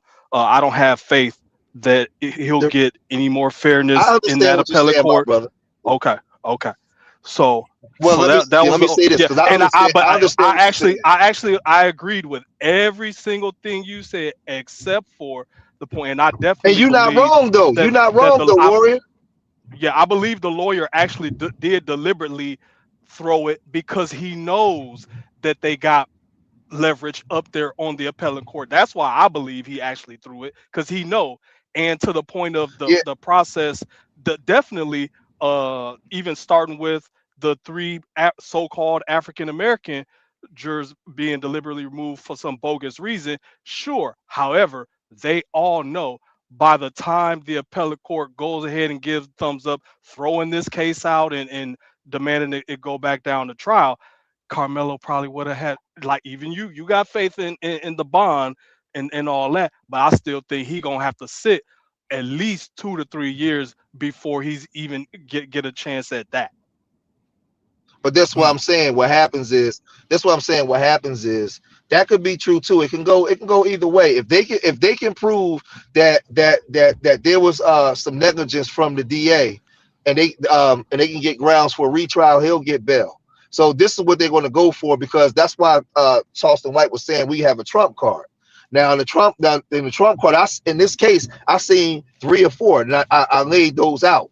When it goes in, the reason why, and I understand what Warren Scholar was saying, we shouldn't have trust, but I've been around long enough to see that the appellate court in a lot of cases work. I know a lot of brothers that come home that off. My cousin just came home off life off of pill. He did 33 years. It took him 33 years, but he got out. He killed a white lady, right? Back in '88 when he was 17, and by accident, crack era shit, shooting shit. But he come home. He come home off of that. Like my brother about to come home after 26 years. I mean, I just know so many people that come home off of pills, but what they do in the pills, my son, it's up. You're going to have to wait. You're going to have to wait in the process. In this case, if they can prove negligence, he can get out on bail and fight his case while he out on bail. But we see a whole bunch of things that was negligent within the case, and bias also in the case within Cullen County. So, and I think that they were so overzealous in their racism, they played their hand too hard. They played their hand too hard. And see, for me, I'm taking the emotionalism out of it. I come home, my wife was crying. I'm taking emotionalism out of it because I understand how these devils work and what they do within the system, because they did it to me and everybody else, out there in the streets. And you gotta keep fighting. You gotta have money to fight. You gotta have the money to fight them, because what they're gonna do, they're gonna try to play you. But you gotta have the money to fight. You out there in LA, you seen the appellate system how it work, man. You gotta take your lick first, and then you gotta come back off of pills. Yeah, because like in the O.J. Simpson case, they moved O.J. to Simi Valley. Simi Valley is the way outside of LA. It's the county, but ain't number of white people out there. It just so happened that they wanted them so bad that they made a mistake, which Mark Furman, who planted the glove and did all that little stuff, so the whole case got threw out. But yeah, they wanted OJ so bad, they're like, nah, we ain't gonna do this in the city of LA. We're gonna do this in Simi Valley, and ain't nothing but rednecks on the jury out there, man. So, but that's how dirty they play. That's what they do. So, and we remember, see, that's what I'm saying. I'm not mad at people for being emotional, because we traumatized, bro. Listen, why you think? Let me tell you what they do to black women and stuff like this. Remember when Mike Brown got unalived and he was laying on the ground? They showed him laying on the ground and the blood rolling all the way down the street while he was laying there. Why you think they put that there, Red? Why you think they did that? I think they tried to send a cold message. Who gives birth to black boys? Black women. So if I see that and I'm taking out the emotion, when my wife see that, knowing she got black sons, what do you think that does psychologically to her? It's psychological warfare, bro. Yeah. So how can I get her to be on board with me, to be the soldier with me, when she's watching a dead black boy in the street with his blood rolling down the ground, and she's hearing what I'm saying, but she's more afraid of them and the system than hearing me? It's warfare, bro. And it's the same way, street media. I mentioned this earlier in the show. When black people did something back in the 1800s, there was no such thing as a trial. They hung you. And they celebrated. White people had a celebration to show the rest of black people, this is what happens when you go against white folks. Yeah. So when they showed Tamir Rice get shot, right? What do you think the black mothers did when they saw that? See, this ain't no shot on black mothers. I'm explaining warfare, how they divide us, where they can keep us from not unifying. When they seen that black boy get hit and fall, black women was devastated. They the ones that carry these babies. So what I'm saying is, I tell people, get out of the gender war shit for a minute. This is warfare. amongst our people. So what they do is they're going to attack you psychologically. So, okay, these are the women that carry the babies. These are the men that's going to come out on the front line and be real violent and nasty and make sure this see what we're doing. But I'm gonna say this. Is that brother George? You breaking up now, Street Media. But I want to say this: if the white man system dominates, right, and they use the system to program the women, how do you get women on board with you if they're already programmed to go against you? And your agenda is to not harm them. You're just trying to tell her, listen, trust in my leadership. I got you. I provide this. I provide that. But it's kind of hard to do that when the system has been a lot of our women, unfortunately, and I know we got our faults as black men. But when you think about feminism, the more money they gave the woman, the more marriage rates went down, childbirth went down, abortions went up. So what they did was they said we're going to empower the women to undermine the men. So how do you navigate a system with a group of women that's been programmed to go against you? Do you fight through it and say, oh man, I'm gonna fight to deprogram the black woman, or do you say, man, you know what? I can only do what I got to do. I can only deal with a woman who rocks with me. And listen, I don't promote gender war stuff, but at some point we got to hold the people accountable. Like when I hold the Sambos who are black men accountable, a lot of times our people get mad at me when I hold the women who are feminists accountable. See, I'm real over here. Most of the content that I do, I'm calling out black male Sambos and raccoons, because I understand the black man is supposed to be the leader. So I have no problem holding the black man accountable when he's off code. But when I hold the sisters accountable that's off code, they just don't want to hear that. I'm gonna bring you back up, Warrior Scott. I want to see what Street Media got, but they don't have no problem when I call out the black male Sambos and the Pookies and Ray Rays. But see, my response to that is I agree with you. But see, what I'm doing now is I'm studying warfare because I agree with you, and I let y'all handle that. What I'm doing is I'm looking at what they're doing, right, and the tactics that they're using. So what happens is, and I know our people are traumatized. We so traumatized, Red, that man, you can have a conversation, we can disagree and laugh and joke and talk shit later. But our people so traumatized and beaten and downtrodden, when they disagree, they want to kill each other. They never talk to you again. So for me, because I understand that, I kind of stay away from it for a while, and I go to studying what the enemy do. So when I bring up the tactics, right, I'm telling black women that's watching right now, right, when you see CNN show those videos of your babies being murdered, they're showing you that your men are incapable of protecting you. That's what they're showing you. It has nothing to do with a gender war. It has nothing to do with your man being bad or anything. It has everything to do with them psychologically conditioning you to believe that your man can't protect you. And then as black men, when they do that, they're showing you that you're inept and you got a bigger dick, but we rule you. We get to do whatever we want to do to you. Yeah. We get to do whatever we want to do to you, and there's nothing that you can do about it. So so when they show the knee on George Floyd's neck, it's psychological warfare. It has, but we're traumatized. What we do is we take it and we beat each other up with the shit that they doing to us. We use that to beat each other up with. So I'm telling brothers, George, hey man, that's the programming. Because like I said, back in the day, it was psychological warfare way back then.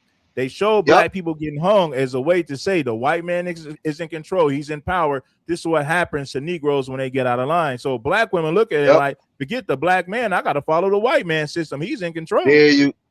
There you go. And what we do, because we don't, and what we do is we kill each other or we undercut each other because we subconsciously we too afraid to fight him. So what we do it to each other. Because every black boy or man know who this white man is, but we afraid of him. And when they hear me say that, now I ain't afraid of him. Yes, you is, nigga. Yes, you is. I watch by your actions. I watch your actions. Yes, you are. You are subconsciously afraid of him. Because you know how I know it's true? How many times you been on the block, Red back? Let's go back. I go back. I'm older than you. I go back to the 90s. And we on the block. We about to go put in some work. And somebody say, man, you better not go over there and mess with them white folks, nigga. They're going to give you 1,000 years. You know how much time they're going to give you. You know how much time they're going to give you when it's the white folks. But when it's to go kill some other niggas, you all down. You don't care about the time. But as soon as them white folks going to put you under the jet. Yeah, because he put it. He subconsciously lives in your mind, man. because of his punishment. What he did was he broke you like, forget the Willie Lynch letter. I read the King Leopold's letter. What he did was he lives invisible in your mind with fear. When you watch the lion can eat the circus guy anytime, but the lion is broken. He's broken. Yeah, he was cutting off limbs. So then that's what they've done to us. Because watch this, Red. With everything that's going on now, ain't nothing stopping Black Americans right now, whether you in the boardroom on the block or saying, remember how they was last month, they was the Democratic Party was telling Black people to shut the SEC schools down? Well, fuck them. What if we said we ain't doing this shit for them? We gonna shut down the ACC, the Pac-10, the SEC, the BBB. We gonna shut it all down. We gonna take away all their money. If y'all don't go and get us justice the way we want and treat us right, we not doing nothing. If Black people had the heart to sacrifice so their grandchildren can live better, this shit would change tomorrow. We got more. Listen, we got God on our side and we got the power. The problem is we suffer from the Freddy Krueger effect. We lost our ability to dream and see ourselves outside of the current circumstances that we in, and the white man know that. So when you watch Freddy Krueger, you think you watching a movie. No, nigga, you can't go into the dream world as a nigga because Freddy there to kill you, and that's that white man. So if you want something better, you got to exercise your right to tell them senators and them congressmen, we're going to shut this money down. I ain't doing it for me. I'm doing it for my grandchildren. If you ain't willing to do that, then ain't nothing going to change, bro. That's just what it is. So we can be mad about Cyrus Belton, but the white man in them is saying, man, we can do this shit because you niggas don't want power. Yeah. Y'all still want to be under our foot. Yeah, so we can. That's just what it is. And the same thing I said with the Asian people. I had this saying, street media, don't get mad, get game. When I say game, meaning have knowledge, information, utilize the information. Black people, it's time to do something positive with our influence. If we can influence people to talk away and dress a certain way, how come we can't influence ourselves to do things that's beneficial for us instead of things that are counterproductive? And I'll give an example. Why do Asians need to respect us when they know they can disrespect us, but we still gonna spend our money with them when they put businesses in our community? We're not giving them a reason to respect us because we're not showing that we respect ourselves. And the Asian dude said, well, we sick of you Black people. No, you're not. You hate us, but you want to use us to get money. You want to exploit our community. Well, Black people, it's time to take a stand. We got to stop allowing these people to exploit us. We ain't got no damn business spending money with people who are not FBA in our communities. They need to take that shit to Chinatown. So if you're so sick of Black people, stop putting businesses in our community for one. But for number two, Black folks, stop spending your money with these damn foreigners who want to get rich off your community, but they don't like the people who live there. Yeah. And Red, I'm gonna tell you something, Red.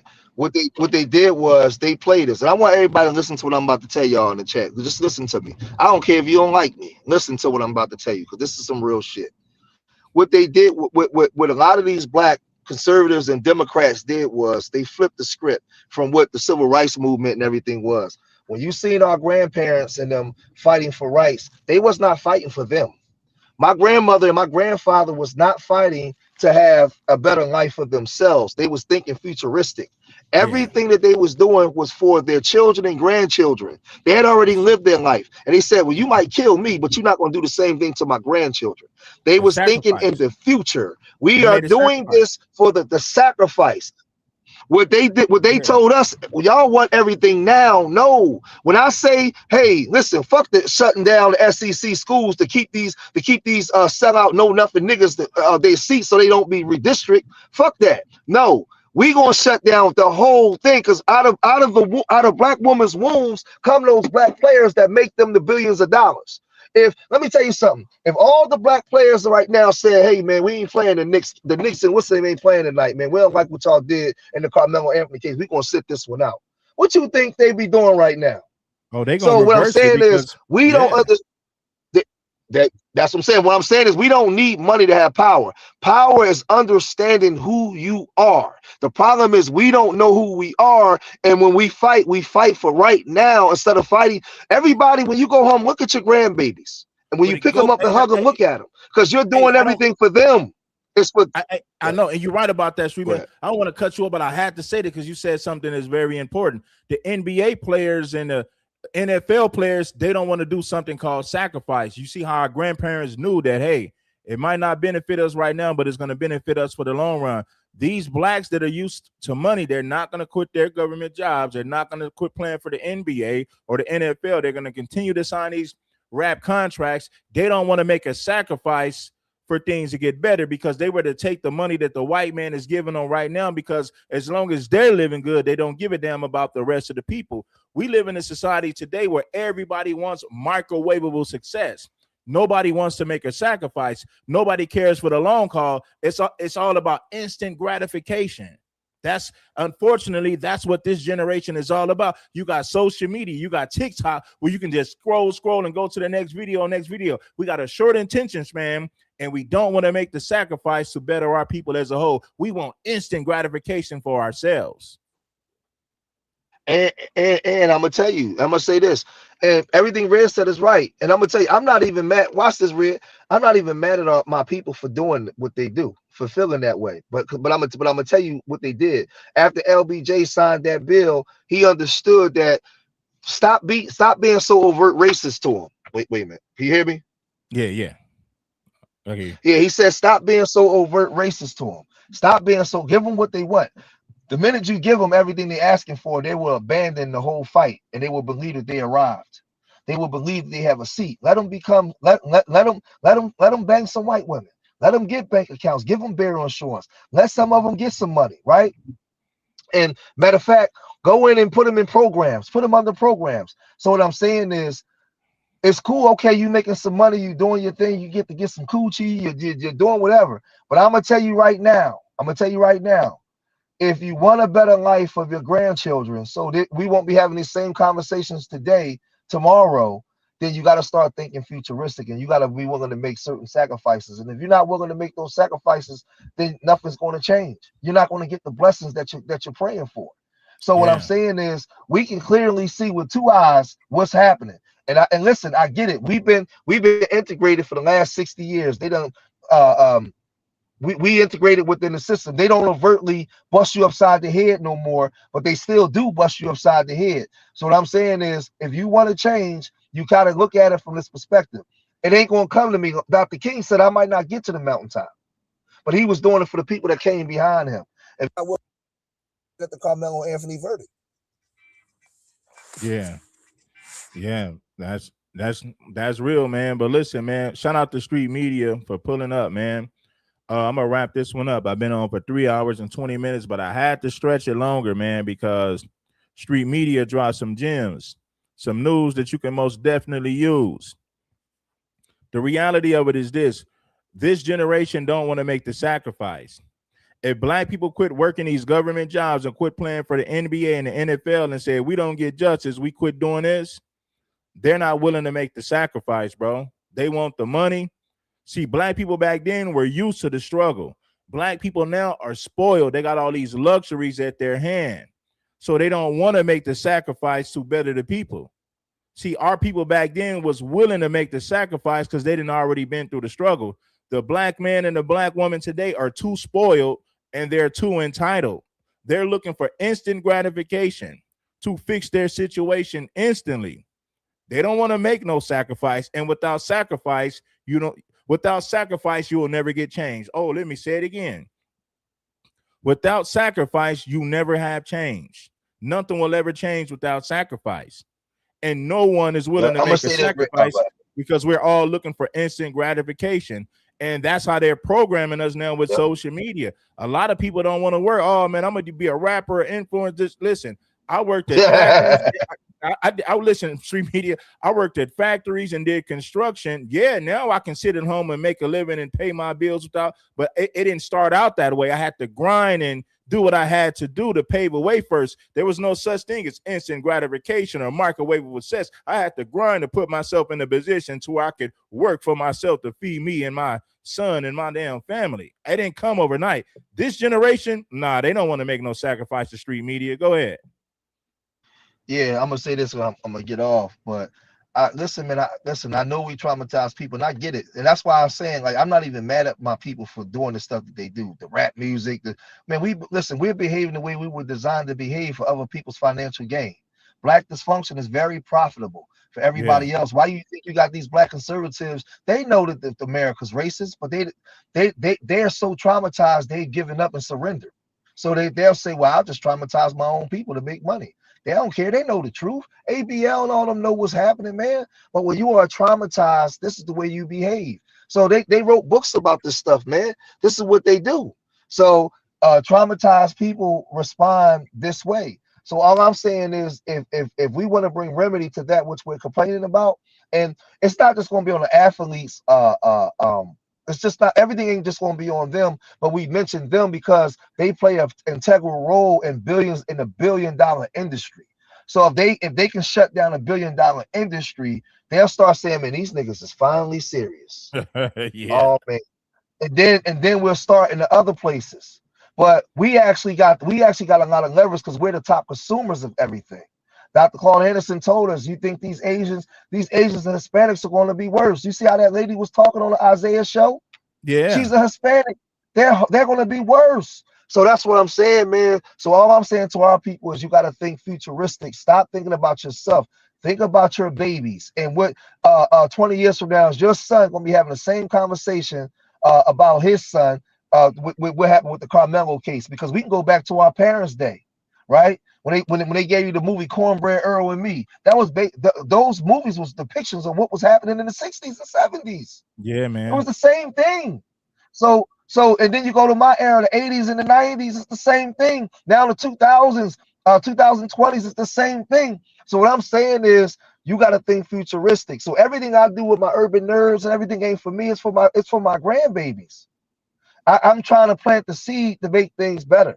So that's what we got to do. So I'm not getting down on nobody for cooning. And I'm not even getting down on people for cooning and shuffling because I know that they're victims. But I'm saying if you want things to change, we got to change the way we approach stuff. Yeah, we got to change the way we approach this, man. And I like how you said that, street media. Look at Anton Daniels for an example. When people in this comment section say, how come you're not going to make no videos about Chud the Builder? I mean, you make videos about dysfunctional black people all day. I ain't going to make no because he knows he's going to get the same treatment as ABL. He knows calling out Chud the Builder would be calling out the white people who support him, the white conservatives that bring him up to Fox News. So hell no, Anton ain't gonna talk about Chud the Builder. He made a million excuses. I ain't gonna talk about Chud the Builder. That can't make me money. But stay right there, Red. Stay right there, because I'm gonna tell you how people psychologically are damaged. People see that and just see he making money and think he winning. He's not winning, y'all. Because the minute he make one mistake or go against what they want, it's over for him. He's actually placed himself in the box where he can't talk about nothing else but kiss their ass. Right. He ain't happy. His life ain't good. He's not happy. That's a facade. I done seen this shit play out too much. That's a facade. He has to put that image on. Yeah. That's not no. The same way most black people do. We walk around like we good. No, we shower ourselves with luxury items and things that we can't afford to make ourselves feel better.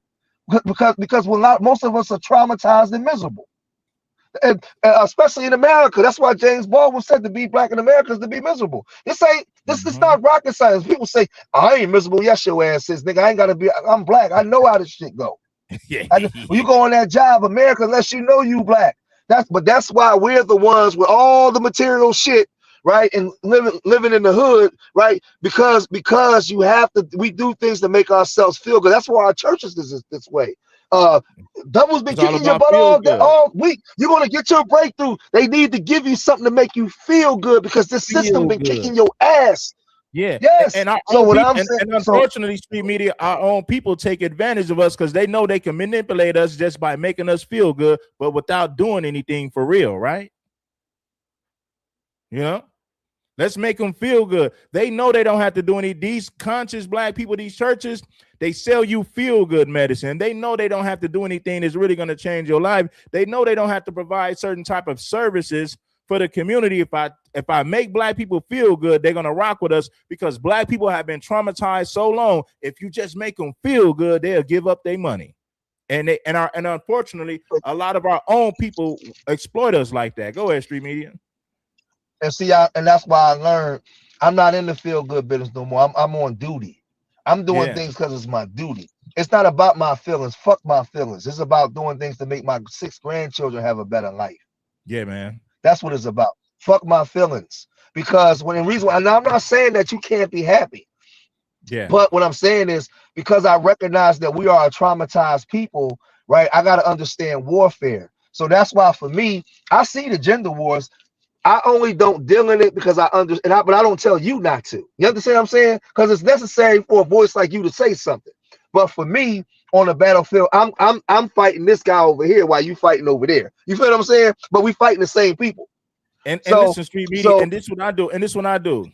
I tell every now and then I don't waste my time trying to correct a woman every day. Every now and then when it's necessary, I give her some medicine, something that she could take in consideration. But ultimately, I'm fighting a bigger fight, which is white supremacy. Because the black woman going against the black man is a symptom of white supremacy. The problem is white supremacy. He just programmed our women to go against us. So yeah. And see what happens is when we dealing with traumatized people, we come out and say that. Well, you know what you see online? Us committing verbal genocide on each other every day, wearing each other out, knowing damn well we traumatized, and both of us in the same circle. But that's why I say this, and I'm going. Black women, when you see them give Karmelo 35 years, it's going to affect you. It's going to affect you psychologically different than it affects the man. Because you are the women that carry these babies, your mama, right? You know how you love your mama, Red. You a boy. You know how boys love their mamas. They know this shit. It's psychological warfare. So now what happens is it's set up for her to lose faith in me. Damn, how can he protect me? So then when her son go outside, oh man, you know, if something happened, she's not looking for me to be able to protect. So put it this way.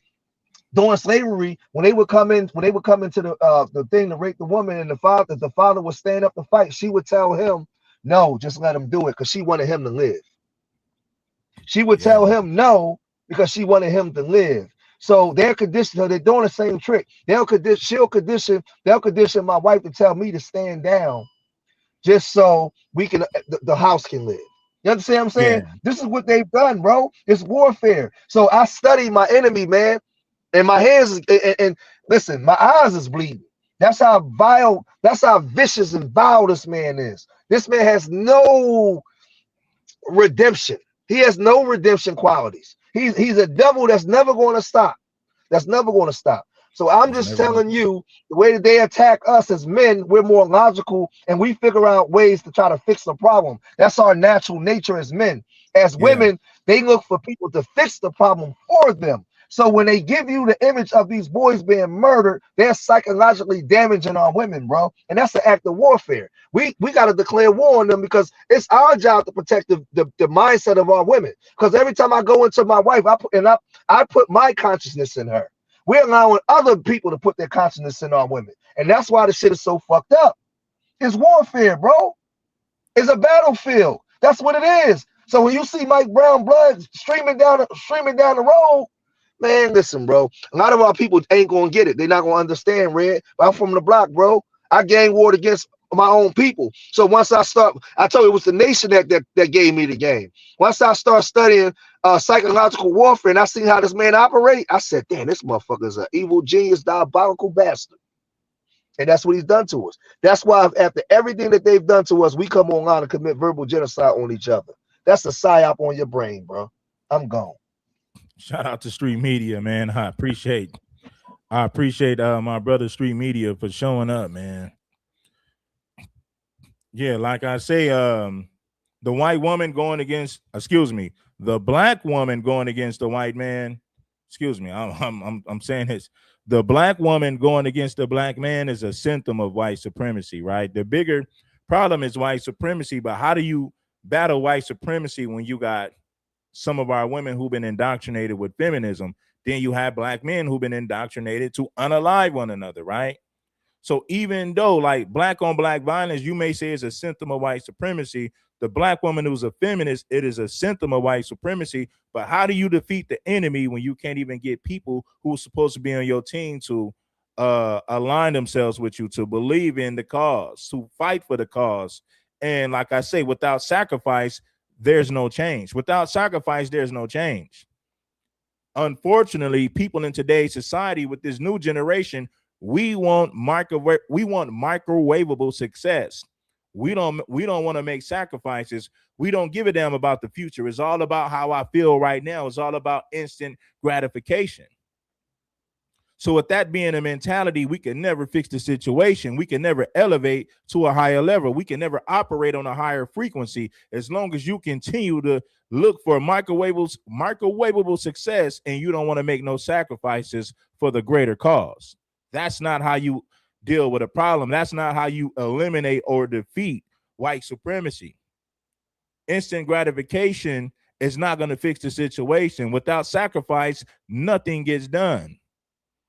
So I appreciate everybody for pulling up for this show.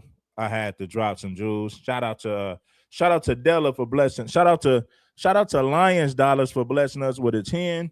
Shout out to my girl Della for blessing us with a 20. Listen, a lot of you guys watch my content, but you're not hyping my videos. All of these live streams should hit 20K, especially with the fire, the authenticity, giving you facts laced with reality. Every one of my live streams should hit 20K. How come it's not hitting 20K? Most of you guys ain't hitting the like button. Most of you guys ain't subscribing, and most of you guys ain't hyping the damn video. Listen, homie. Listen, if I can get 20 people, really 50, but I'm going to say 20. If we can get 20 people to hype each live stream that I do, we'll hit 10 to 20K every live stream that I do real easy. But unfortunately, you got a lot of people hating on King Supreme in the community. They don't want to see King Supreme win. Even though they enjoy the content, they don't want to hype the videos. They don't want to see King Supreme win. But hit the like button if you haven't already. You can't stop me. We will elevate to this. We will elevate to the top. They can't stop me. King Supreme is the real. You just a carbon copy. Hey, homies, peace, love, and blessings. Giving you gain to keep you from stressing. It's King Supreme. Like, share, and subscribe, and make sure that you hype every live stream that I do. I'm out.